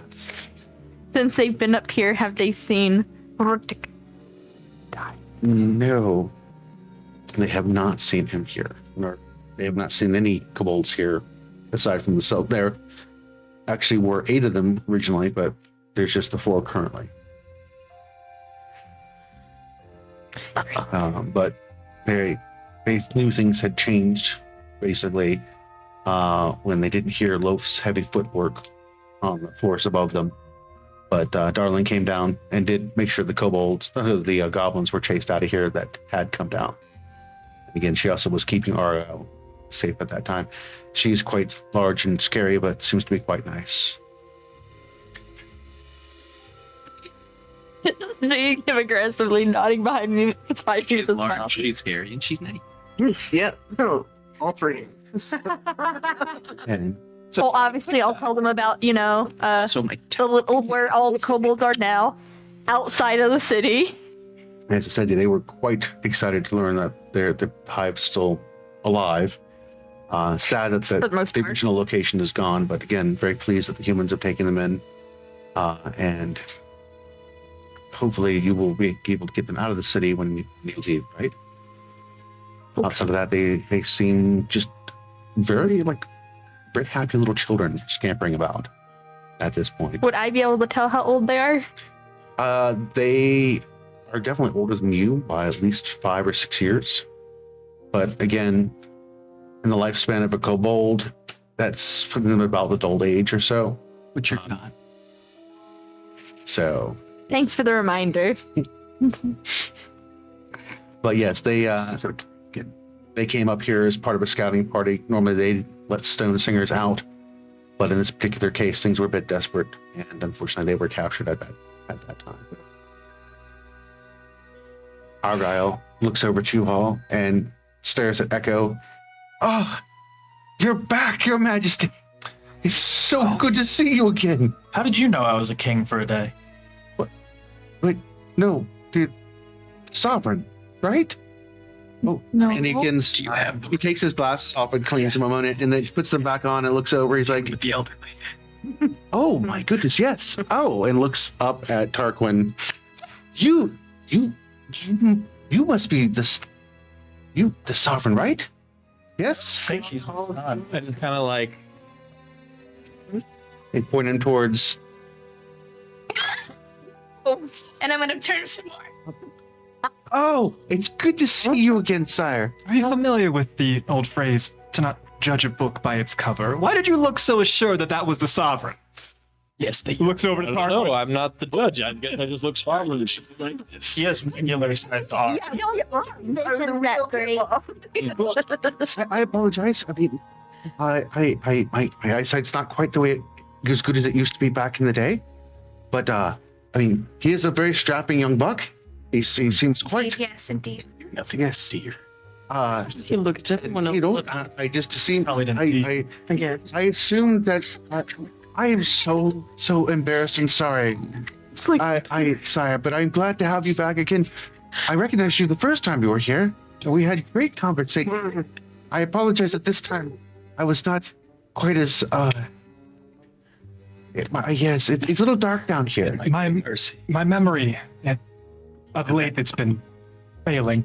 Could you remind me of those conversations that we had?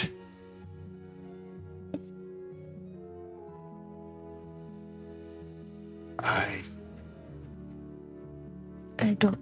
don't remember. Oh goodness. I'm sure it's happened again. I'm sure I put them in my notes. Don't worry about it. Could you remind me of your last name? Did you mention it before? Piddington, madam. You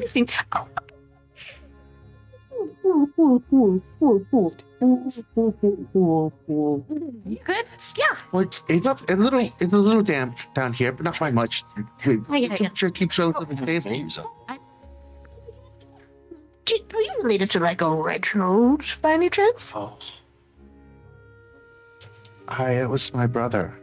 I assumed that he probably didn't get out to the city much as I was trapped here. He was 72 at the time, so he probably wasn't quite as mobile as some of the younger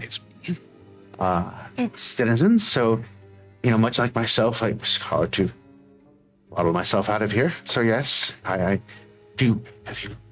is he alive? Have you? Oh, this is, as the sovereign Vaughn, don't you? I think that this is a great opportunity. Would you like to explain? First, Anna, I'd like to thank you for providing this opportunity for me to prove, right? Anything to practice your statesmanship. Yes.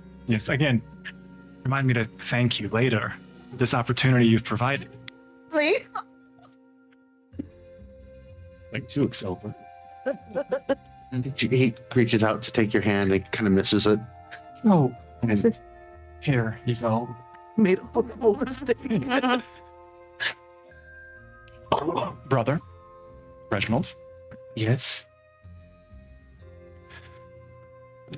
We found them at the end of their life.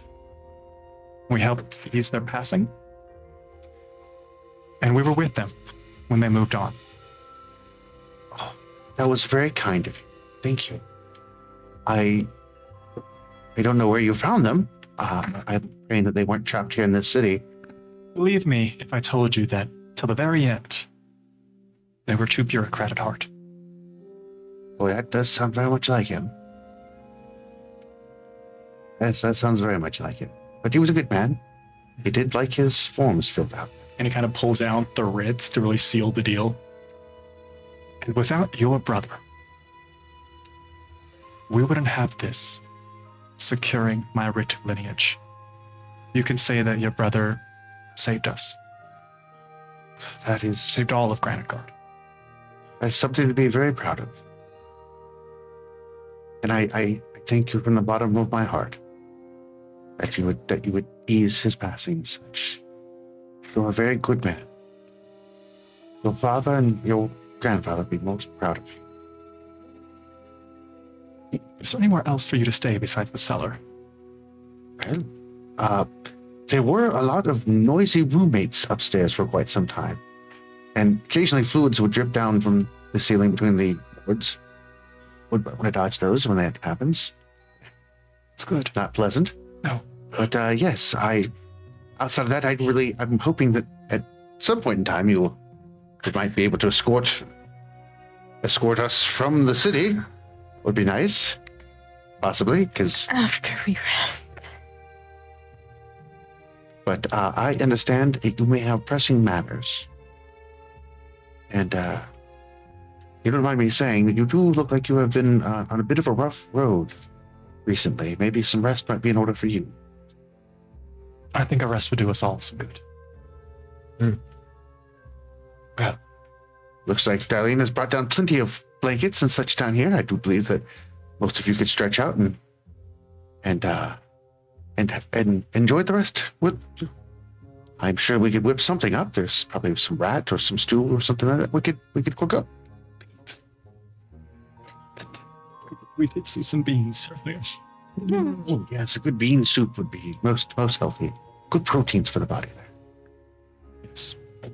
Although you probably wouldn't want to be doing that if you're going to be stealthy thereafter, correct? And plus, it's enclosed space, all sleeping together. I have been living with a massive ogre and gnolls and goblins for a while, so I'm kind of used to that by now. Well then, I will go sit over here on my bed.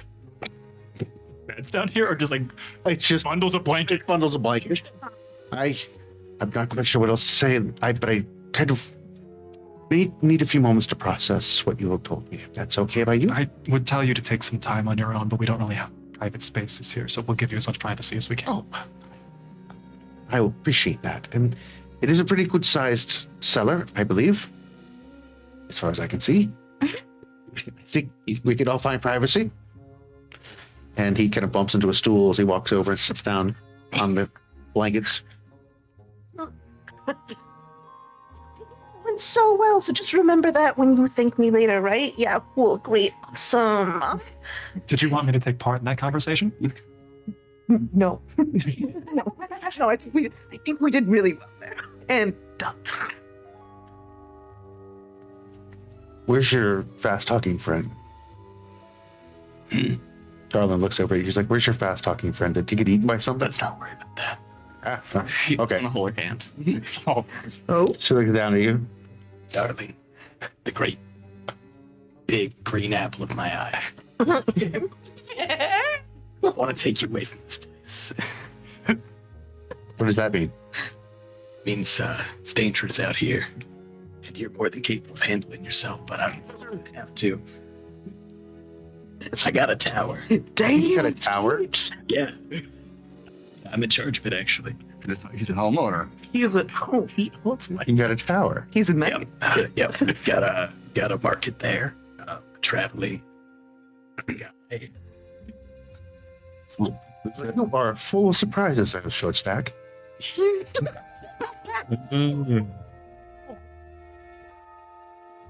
She grabs the front of Scooch's armor and such and kind of hoists him up so that he's eye level to her and pulls him in, and the camera kind of fades a bit away for a few moments as there's sounds.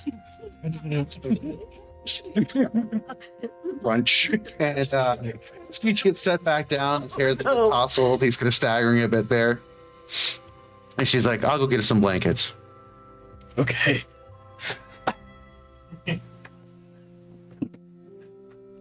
You want to talk about it? I will lean back and then just pull one of the wine bottles up. Yeah. Tell everybody. I just want to note that And then I'm gonna pour you turned quick. around at the sound, and it's now just looking like It was not the most romantic of kisses, but it was there. See, when two creatures love each other very much, actually, you know, I think, yeah, well, never mind. Bon?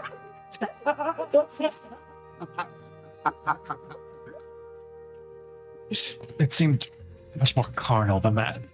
Oh, no. Skeet, are you happy? In mid conversation, Yeah. Arquin. Love is a fickle thing. Takes many forms.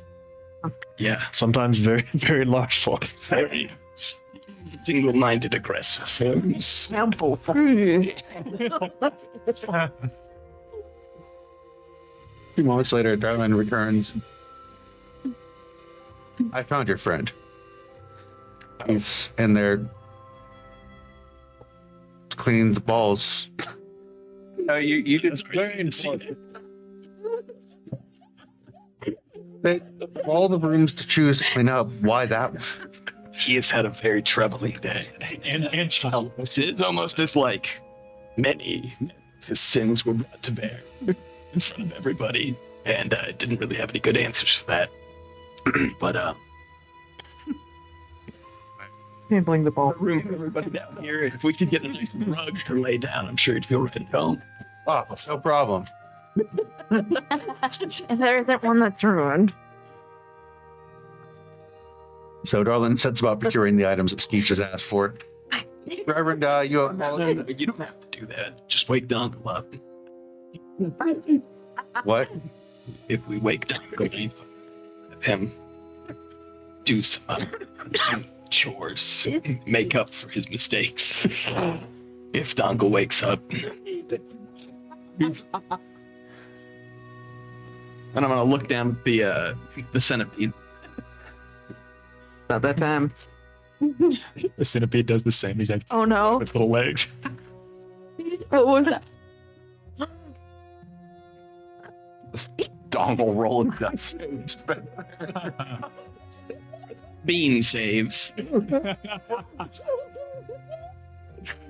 So, again, he procures the rug and a couple other items to make everybody comfortable. Reverend, you've pretty much cleaned all the balls. Everyone, everything's clean. I knew you could do it. Yeah. I feel like I've been manipulated, but You have. it's fine. I needed something to do. It's been a trying. Greater good. It's been a trying day. It has been. Skeech will pull another wine bottle out. Oh, why? Thank you. So, all on the rug, Tarquin sitting down, Skeech there. We're sharing stories. Join us. Kind of stores. All sorts.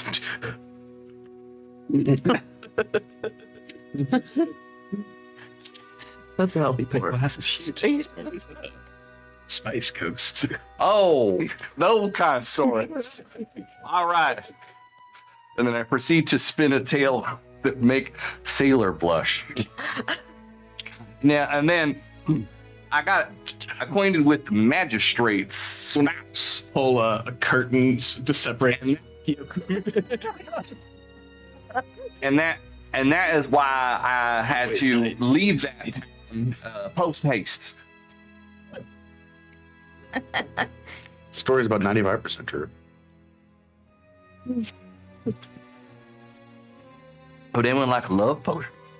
Well, I'm going to bed. Go finds a corner. Faces into it. I want you to know that you've now gotten into the alcohol to try to forget this.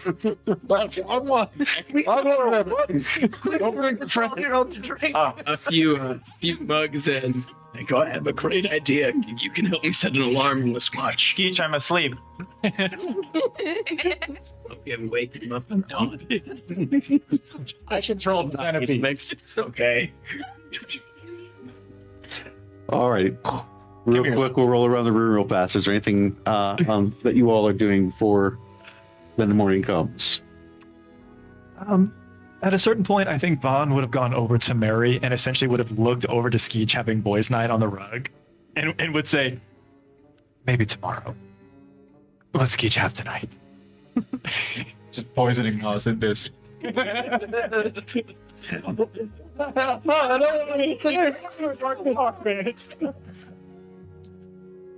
Take that. Mary, Pretty good. Anna, either one of you do anything else? I think I'll saunter over to the rug and just be like, I hear there are stories and also wine. Yeah, join us. I'm gonna. Each I'm so cool. Don't give me that. Let's wait there first. All right. I'm gonna join the party too, and I'm gonna go sit next to Tarquin. Stories change.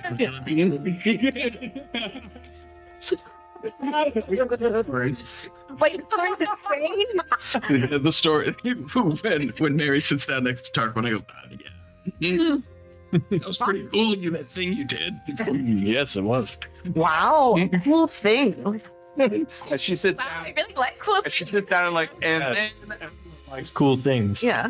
complete those negotiations with the magistrate, and Tight his shirt fits. spread the good word of the one God, and then I left town without incident. Wow. Yep. thought the stories were supposed to be Skeech. Not yet. They were. Stories are lame. I'm just gonna roll my eyes at Robert. Anything else you all are doing? I was gonna say Yip Yip is gonna eventually waddle over to Skeech and be like, clearly not. Yeah, I want you to know, like, Yip Yip has a glass at this point. But it's no.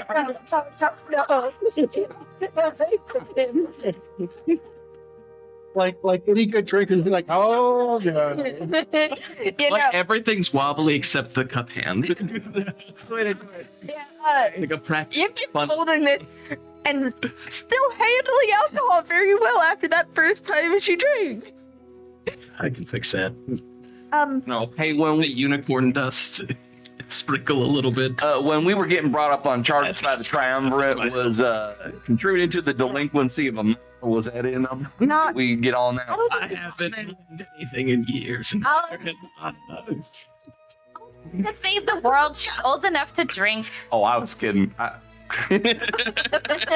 I'm gonna say, not tonight, because you're obviously, Yes. Tippled. very. I'm very tickled. But you said you've only been able to match things by how they look. If you want, I can teach you how to read, even though I'm not the best.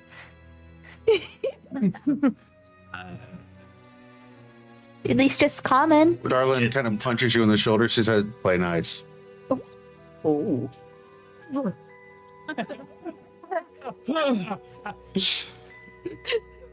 Hey, remember what we talked about? You feel When you hit me, it makes me feel. Talk when you I'm gonna have it and take some time. Yep. I appreciate it. When you're not. When we're not. Ugh. And I gesture to the entirety of Granitegard. The drink Yeah. spills. And Yip Yip's gonna go away from this chaos and go sit with the actual kobolds. Darlin whispers something in Skeech's ear, and all of a sudden his green face turns this pinkish blush. So, Ehko, what are you doing? Ehko is sitting in the corner, trying to fall asleep, but he just kind of has his hand on the letter, and he's just kind of rubbing his thumb over the wax seal. He's just like, Sky comes up behind you and lays down and tucks up tightly against you with her back so that her fur is keeping you very warm there, and she gives a little chuff sound as she begins to settle down to go to sleep as well. I look back at the group having story session around the campfire over there, and I put the letter away, not wanting to endanger them at this moment. Damon. I think for a moment Damon would start to retreat to a corner, and he would stop, and he would take a seat down next to Anna. Could I have a glass? Oh my gosh, oh my gosh, oh my gosh. Yeah, no, it's totally cool and normal. Yeah, absolutely, absolutely. I lean into the bag of holding and I pull out the beautiful glassware that Anna had given me. Please. All right. And we'll fill up the cup for you. And I'll take a sip.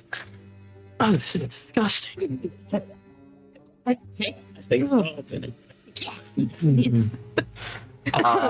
Above board, didn't we take the fancy bottle from your Yeah. that study? Yeah, we did. Had that been opened? I don't think so. Mhm. Where am I sitting in the circle in relation to Damon? Oh no. In the rug. I'm just kind of laying on the rug. Well, initially I saw like the Reverend Skeech Tarquin, and as the party members joined, it would have been Anna next to Skeech. On the other side of Skeech would have been Darlin. Yeah. And then Tarquin got his little seating buddy next to him. And then order. What's your drinking order? So Waterball. that means that you would have kind of sandwiched in between Maery and Anna at that point, Damon. I'm laying on the ground. You're right across from the Reverend. Yeah. I'm laying on the rug. Oh, I'm sorry. It was your turn. Oh no, I'm done. Oh, okay. I thought you were. You're good. You're good. Well, I'm laying on the rug.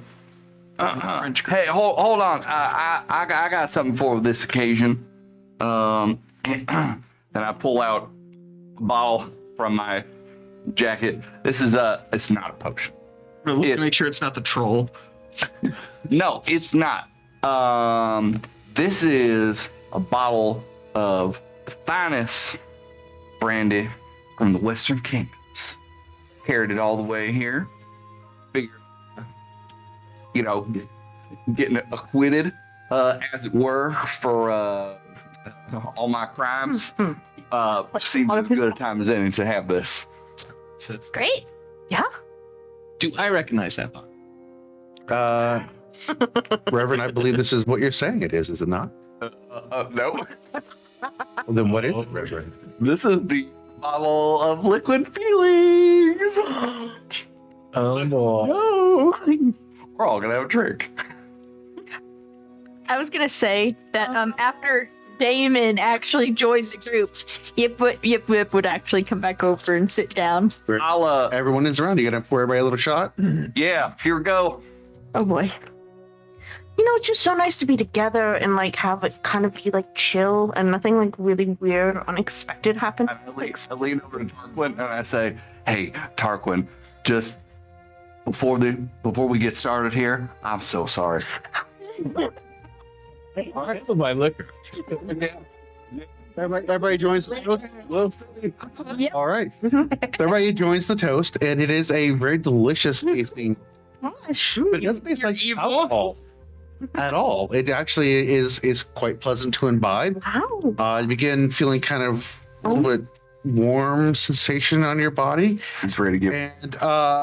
And you begin to feel very almost emotionally connected. What is strange and for the next bit of time here, you all have an increased risk of crying when happy, sad, angry, frightened, scared, confused, or when others feel the same as you do. I'm just so happy to be here with you guys.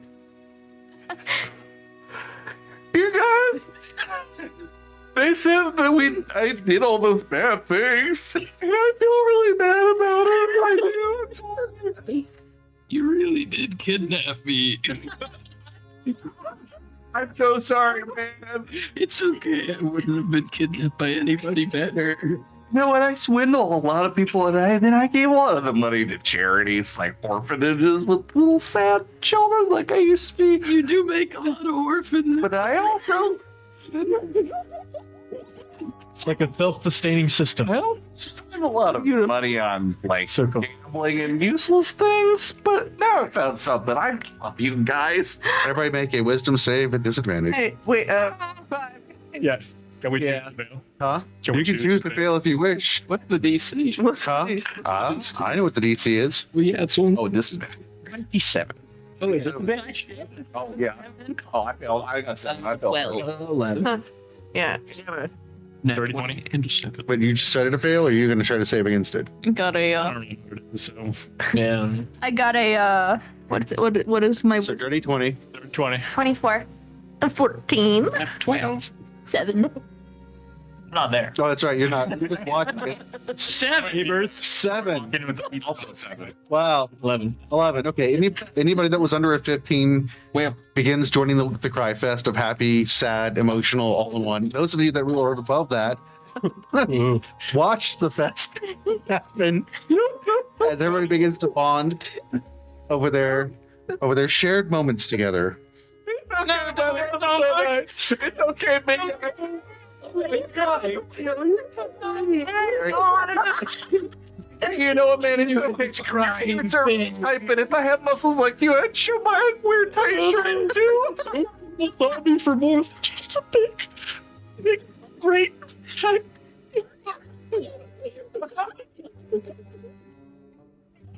You're so big. I want you to know, you're like quietly crying while sitting there too. No, she's in a quiet emotional person.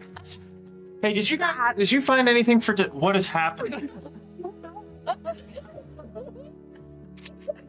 Ehko, what's up, buddy? You know what? You know what I really like about you? The way you climb trees. And balls. He's just like clutching his terrarium. He puts the centipede in it. Like, Want to have something to drink, buddy? you what from Billy? I'm gonna go hang out with the old man. Wait, Jacob. Before you go, I just need you to know that I considered you like my first friend. That's all. Oh, God. Was that your second friend? No, you're like my brother. I'm really sorry I killed your mom. You.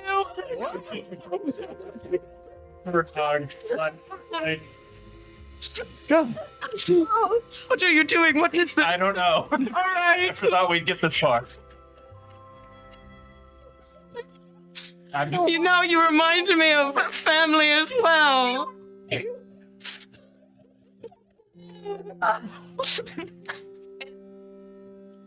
Darlin looks at the two of you like they Oh, he failed too. He's crying over there also. Darlin. Oh, darling, I thought you said. She's like, no, she's like, do they do this often? Not really often enough. Oh. But Ehko's like, cool. at this point, Darlin stands up, like grabs Skeet, drags him out of the basement. The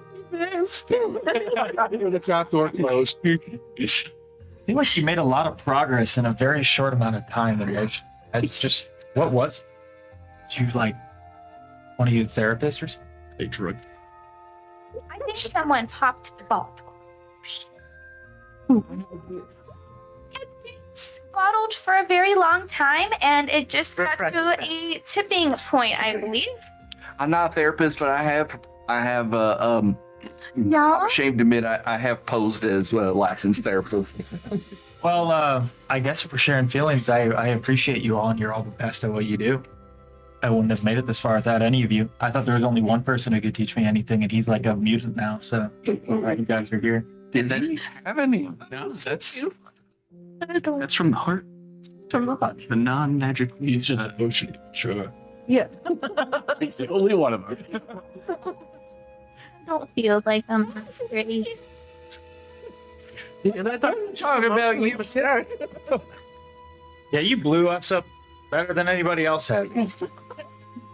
It's true. I'll sit this one and do that. I'll sit this one. I was over on the bench. And so the night passes. Celebrate. Emotional exchange, and the next morning comes with nice kettle of bean soup where you all do have a warm bean breakfast. Beans. In one way or another, yes. We're having beans on toast. Beans on toast. We're not animals. She's shade it. There goes our British audience. Oh no. Our one English fan just quit. Vegan crime sample. Oh.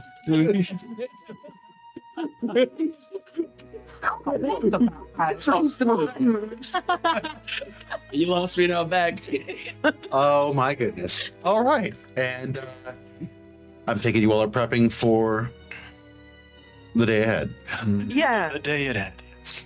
We gotta get all these people back to the Crimson Tower. Good morning, best friend. I don't ever want to talk about what happened last night ever again. I'm gonna walk in. Me neither. Come on, guys. It wasn't that bad. Hydrated, honestly. Yip's woken up a bit teary-eyed still. Good berry. Took my mouth. You're nourished. Congrats.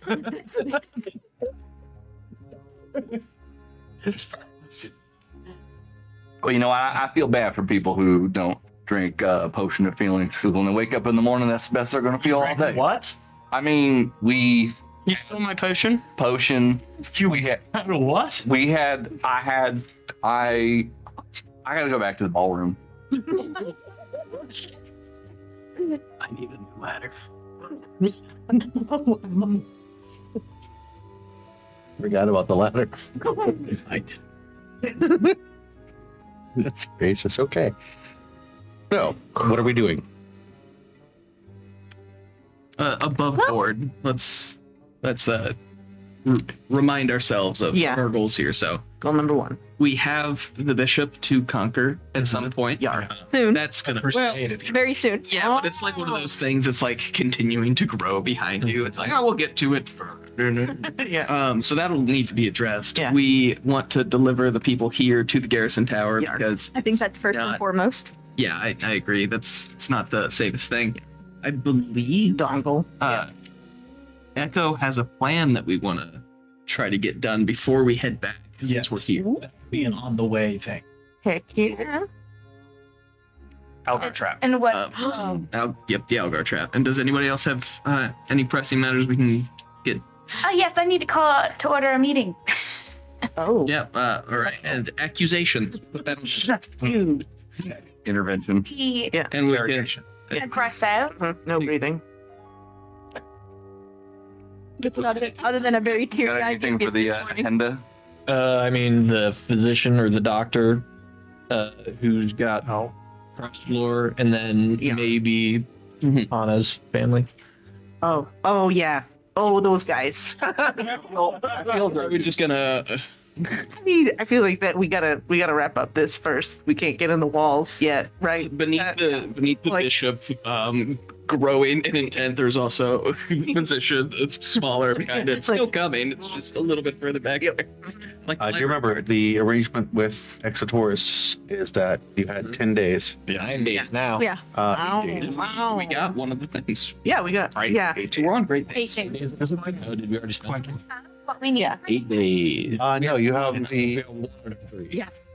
So we need to get the people back first and foremost, All over again. and then we need to go get the ring for Vaughn, which means dealing with the bishop head on.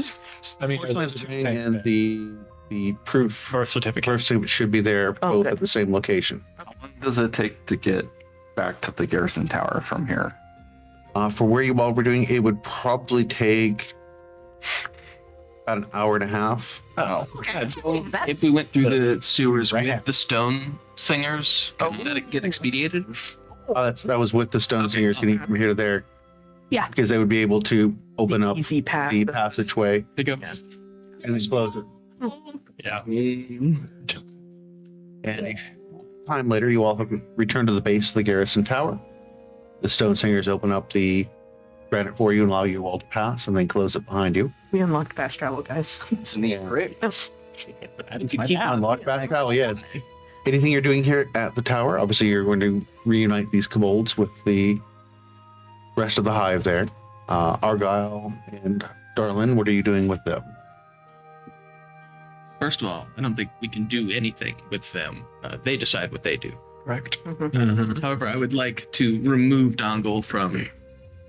If he has not been removed from this earthly plane, I should reiterate, from power and give that all to Darlene to keep track of these yahoos while we are away, and she can have the master suite while we're gone at the top of the tower. If that's your will, Sir Skeech. It is. Dongle does not quite seem to be the same goblin he was prior to being beaten over the head with a can of beans. It seems to be a bit more rudimentary. The nail sticks up is the one that gets hammered. Just like his brain have sanded him. Flush. Just flatten a portion of his. For you. Nope. Smooth brain. Maybe we should be on trial. Yeah, we killed them.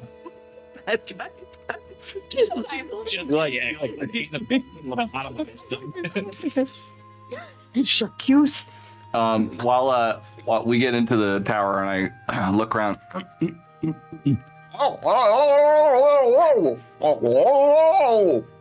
Steve returns.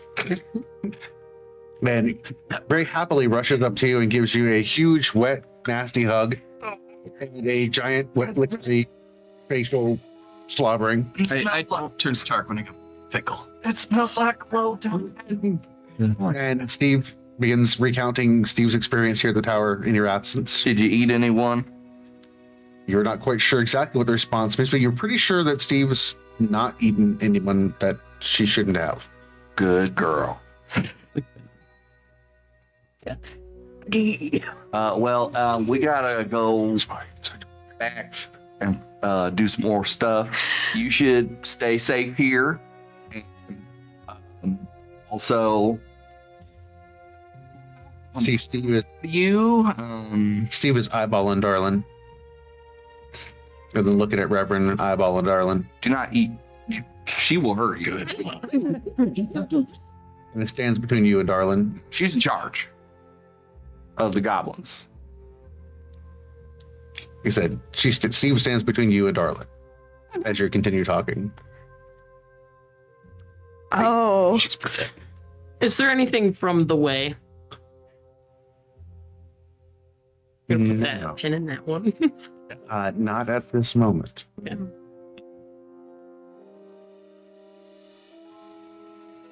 If no one else has anything, I was hoping we could all gather upstairs in our room.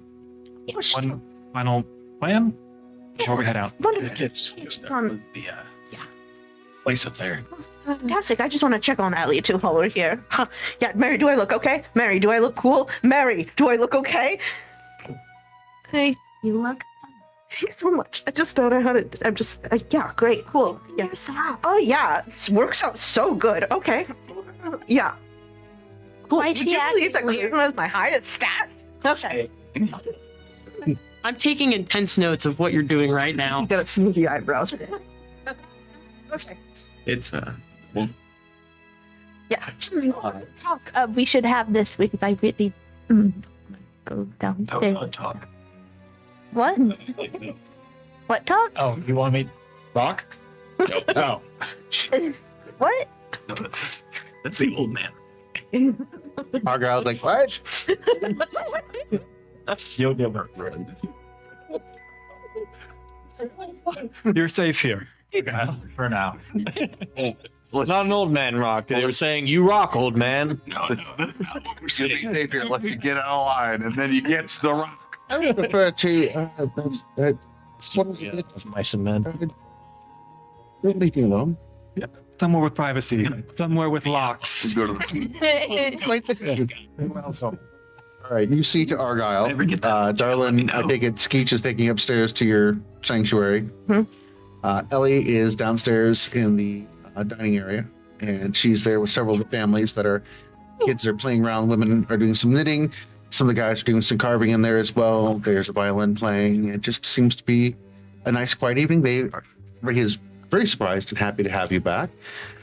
They look at the goblins and are looking up at you, looking over at Skeech, and like, I guess more goblins are great, right? Yes? Yeah. Yes. Yeah. Okay, these are good goblins like Good Keith? goblins. And Beans and the new Beans Jr. or the Dongle are both holding their cans of bean. Beans is hissing at anybody that comes near them. Like, are you sure They're safe around the here. goblin religion? Don't you talk to me or my beans ever again. How Skeech, I'm taking my bean and leaving. how Skeech manages their crew, their individuals, that is up to them, but Skeech has assured us that they are of no harm to any of us here. There's a lot of eyes on you, Skeech. Wait, what happened? It's like you've never seen a goblin before. What's the problem? Then they're looking at the other goblins who are looking at the children with. All right. Fair enough. Fair enough. Harquin, I have a favor to ask you. Night to night. Sure. You need to teach these children some good dagger skills just in case. Of course. I think that's not the way you should do it. Amphibians learn to wield a knife at age 3.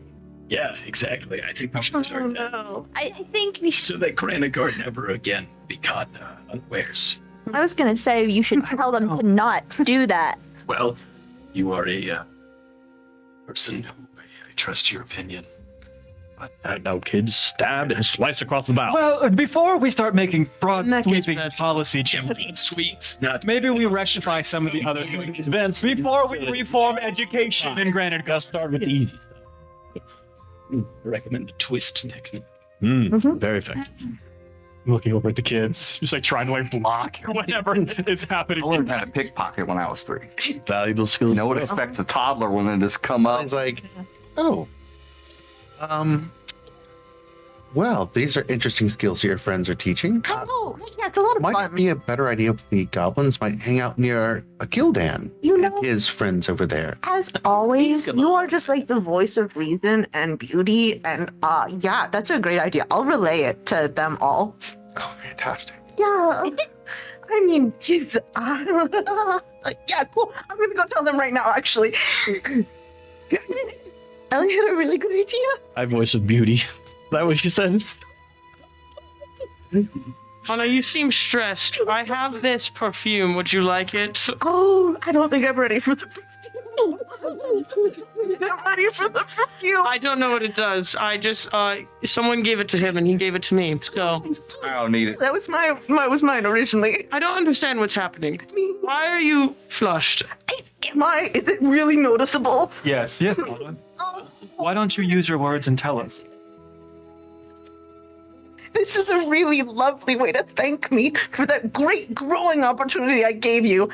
Yeah, cool. We grow when we're feeling the most discomfort, Anna. Great, you're so right.